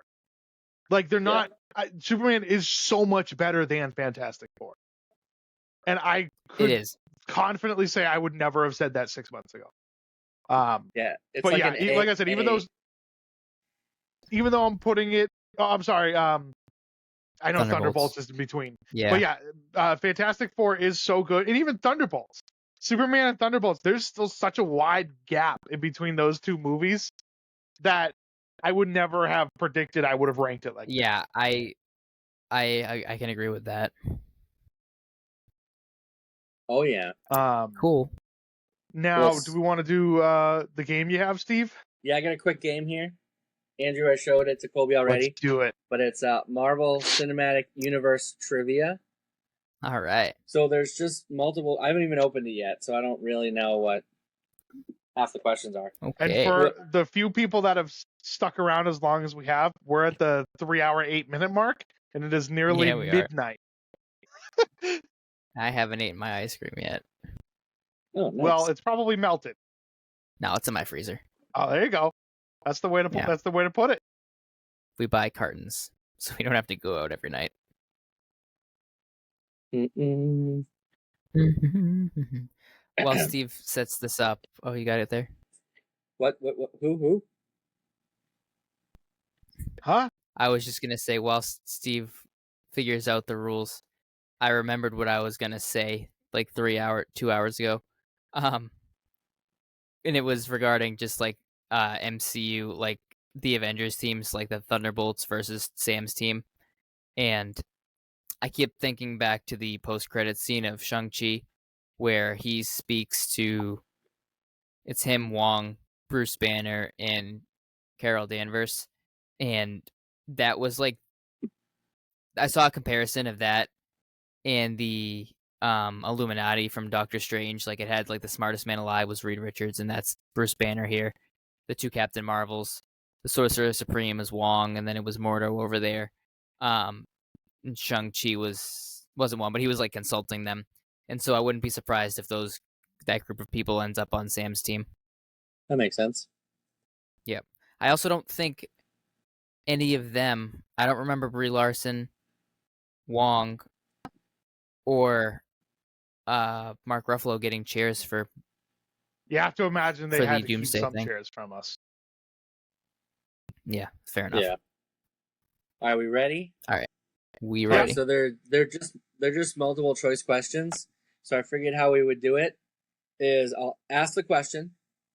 It can rotate, so I can do Colby first, and then Andrew. You get 2 points if you get it without me giving the answers, and then if you don't know it, I'll give you the multiple choice, and you get 1 point if you get it right. I like So, that. Do you want to rotate it? Probably easier. Yeah. Yeah. Like Colby's question, Andrew's question, Colby's question, Oh yeah, Andrew's we can do it question. like that. So Can we, if the person isn't able to do multiple choice and the other person, could they swoop in and take it? yeah, I mean, do you want to just? I'll read the question and whoever gets it. And if you guys don't know without the multiple choice, I'll read the multiple choice. So it's just 2 or 1 Okay. point. You both play at the same time. We can do that. I have just opened the box, so I don't know what these questions are like. They could be total shit for all I know. Okay, question number 1. What should we play to? Like 20? Sure. Yeah. Okay. Somebody keep score. It'll go quick. Hang on. I gotta. All right. All right. Who finds the Tesseract when searching for Steve Rogers Howard in Stark. Captain America: The First Avenger? What was it? Howard Stark. That is correct. My cap won't open. Are you ready, Andrew? Andrew can't get his pen open. I was, but I didn't know if. Andrew, how strong is that pen? It's all right. I have Holy a bunch of shit. Sharpies. Anybody who's listening to this, you should just go back and watch that. Andrew just yeeted his pen across the room. That is Let's see at this one gonna 3:12 open. and 20 seconds. There we go. Yep. Okay. All right. Cool. You ready, Andrew? 1 sec. Colby's got 2. You can just just give me all the points if you want. I don't want to though. Okay. I'm ready. What animal is Thor looking for when he enters the Pet Palace store in the first Thor movie? A horse. The horse. Yeah, he's looking for a horse. I don't think I would have known that. I did, but I didn't You'd get there be in time. shocked at how many times I've seen that movie. Yeah, probably too many. Because I always do my Marvel rewatches and I get like 6 movies in, but I always start from the beginning. Yeah. There you go. I get to like the first Avengers and then I give up. Yeah, I never get past Age of Ultron, but I've tried like 35 times. All right. In Guardians of the Galaxy Volume 2, which of Yondu's lieutenants leads the mutiny against him? It's the one played by Sylvester Stallone. No, hold on. Taserface. Taserface. Oh. Yeah. I'm such a 3 nerd. now. In Avengers Infinity War, Captain America comments on Thor's new haircut. What is Thor's reply? I like the beard. I noticed you've copied my beard. Oh, damn. Yeah. Yeah, You got Andrew it. had it more correct. Yeah. Yeah. In Avengers Endgame, why does the team go back in time?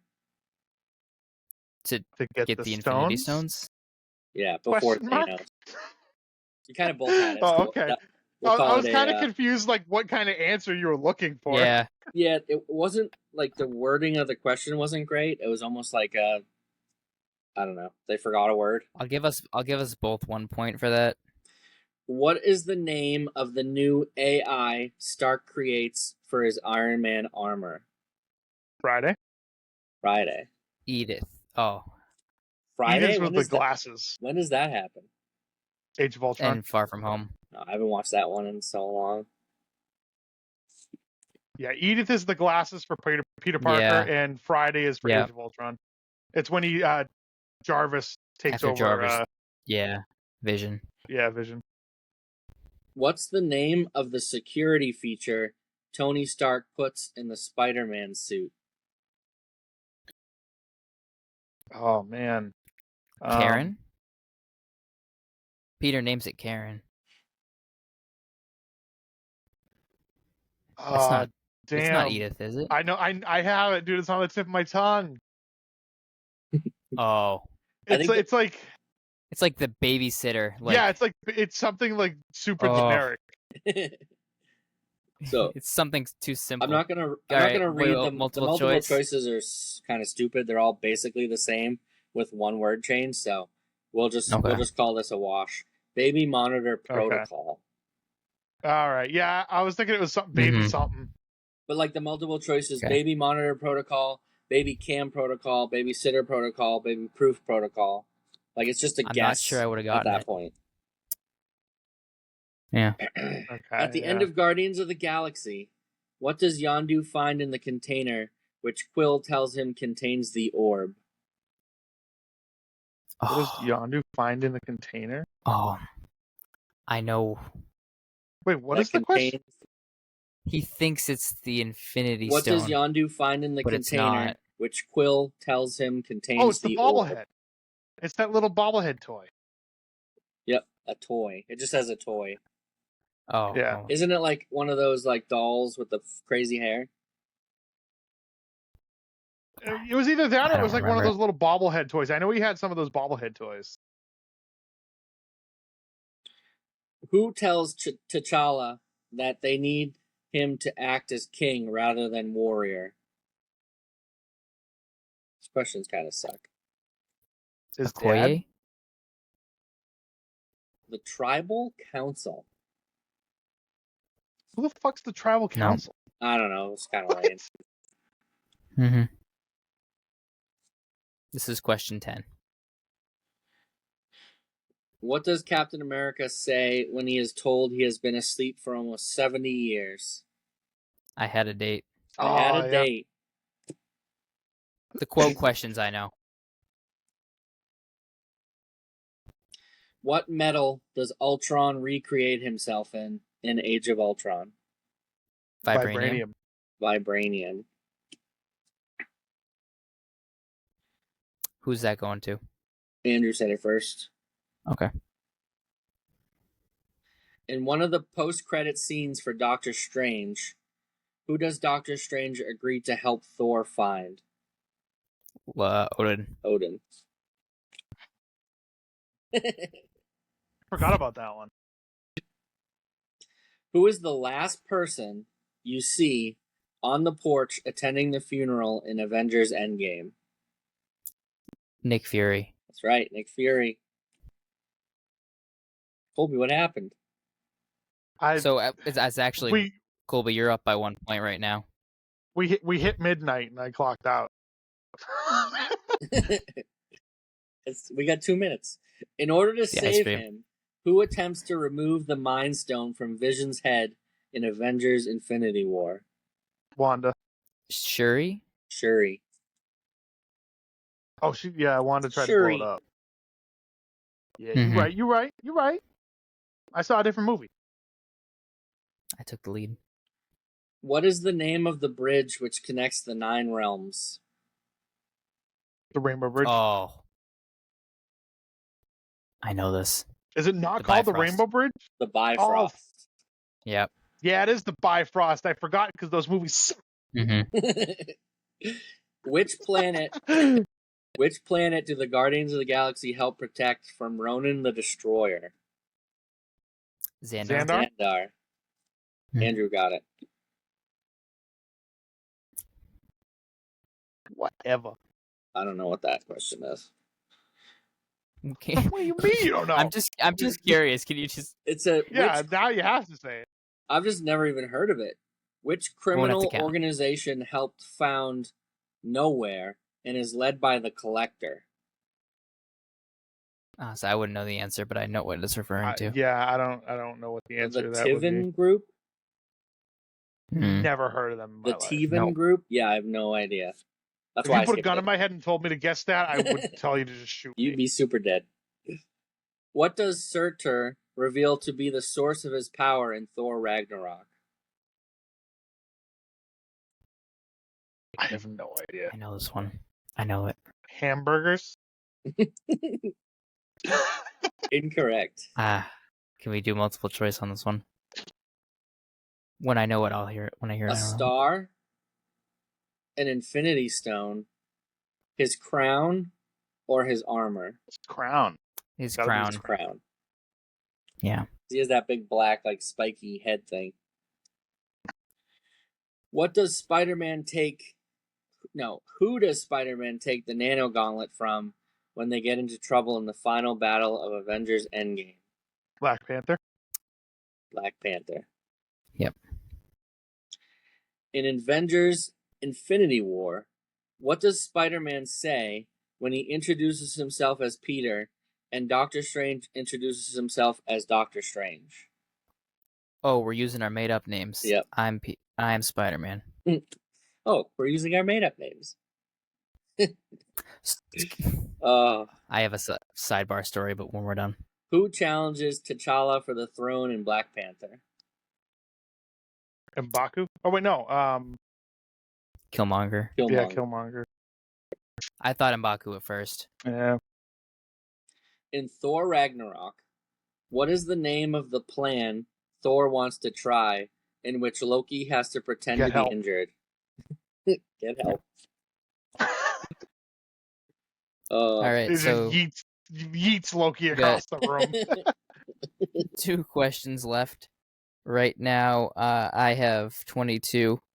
Colby has 17. Oh, man. Why is Thor unable to pick up his hammer in the first movie after landing on Earth? He's unworthy. Odin puts a curse on it. Unworthy. That's what it says. Yeah, all right. Okay. All right. Who was the Swiss biochemist whose consciousness was preserved in a computer? Oh. It's oh my god. It's the German. I know. I'm not sure I've ever heard this name, to be honest. Zola. Yeah, Zola. Yep. But good work. It gives a full name. Arkham Zola. I would have never guessed that. Haha, yeah. So that was 20 questions. I have 22. Colby has 21 right now. Should we play to 25? I think we should play to 25. Okay. Let me just edit this here so I'm not looking at board? this there. Yeah. So it's basically what, 2-1? Yeah, pretty much. Let me know when you're ready. I am ready. What is the name of the underwater prison in Captain America Civil War? The Raft. The Raft. Good work. While celebrating recent victories in Avengers Age of Ultron, what do the team hold a small contest for? Who can lift the Thor's hammer? Hammer time. We've just gone back and forth. That last question put Colby up 1. This one put me up 1. So was it 24, 23? Yes. So whoever gets this, basically. Yeah. In the Avengers, what does Hulk say after his encounter with Loki in Stark Town? Puny God. Puny God. Puny God. I think Colby got that in just under a hair. I think, he spit that out before me. The second you said, "What does Hulk say?" I'm like, he I only knew says it was, one thing in that movie. Yep. Cool. I don't write the questions. Yeah, some of these are super weird, and then some of them are like, what is the aircraft they fly in? Well, a Quinjet. Like, some of it's just like too. That one with the council, I've never heard of that. Or the gang on Nowhere, I've never heard of them either. Like, yeah, I don't know. It's either it's like, what's Thor's hammer's name? And then you got those random questions. I've never heard of them. That was fun. We should I've seen other people do something similar to this where we could do it with like the 3 of us, and maybe if Cassie wants to read off the questions, but like we each answer the question, and then like we like have like a score sheet or something, like a whiteboard, something. We just keep track of our scores in the corner. So like Tupcast game night. Yeah. So that might I be do fun. have a magazine that has just general movie trivia in it. Yeah, and not only that, but hold on.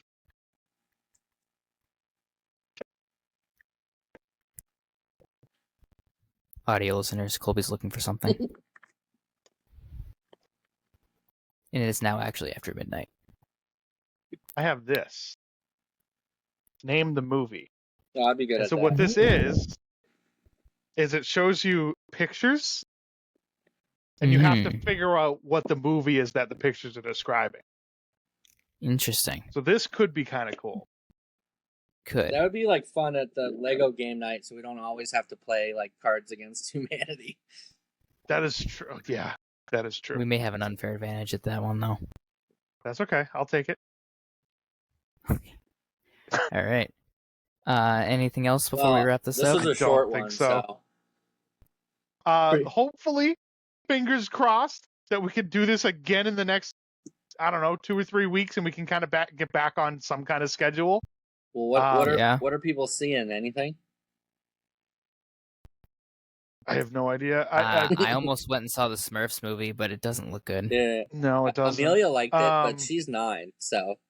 Well, that's. Do we want to try to get back to what we were doing previously? I think our next movie is The Thing.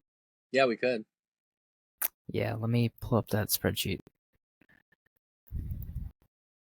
Let's see here. Do we want to, okay, so next week I am home, but then the following, 10 days, we're going to England. So, what day do you guys leave? The 11th. All right, so I leave for my vacation the 8th. Okay. So do we want to try to watch The Thing for next Wednesday, and then we'll wait 2 weeks? Yeah, that works for me. Then we can do that, and then we'll have 2 weeks.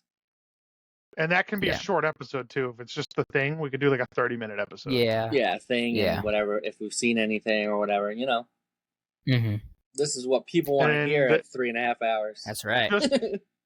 Just as a preface, so The Thing, the 1982 The Thing, it's not streaming anywhere. You have to rent.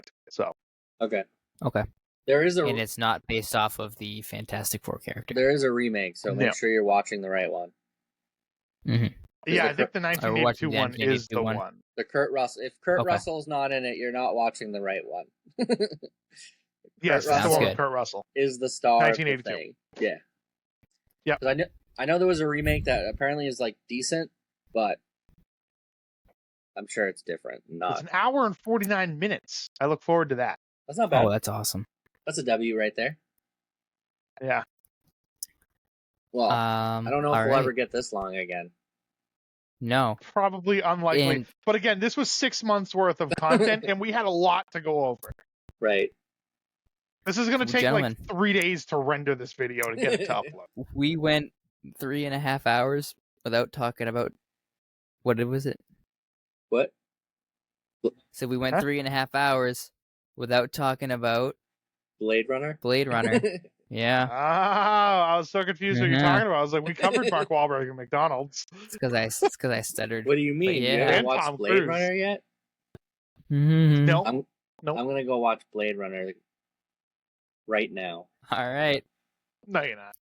Cool. All right. All right. On Time to that, sign Thank off. you all for we hope tuning to, in. we hope to see you in like 10 days. I think. All right. So I'll just say hi to Lindsay here if she ever makes it to the end. 'Cause she's one of the only ones who will listen. Yeah. Her And and Matt, Matt. maybe. And Matt, what's Yeah. up, Matt? Shout out to you Leo guys. listens. Shout out to Andy if you've made it 3.5 hours Yeah. into this video. And then Our Joe patrons. and Lindsay if they made it. Hashtag Niebuhr Sammy. Gascon. Go watch some. Because I told go her watch some I would name movies. drop her. Go enjoy. Yeah, go watch some movies Yeah. that aren't Blade Runner. Right. You know who I'm talking to. Y'all have demanded us do this for so long that you owe it to us. Yeah, you better watch this 3 hours and Yeah. 30. 3 hour and 30 minutes. Yeah. Yeah, you better. Make it Jesus. happen. All right. Bye. Bye. Bye.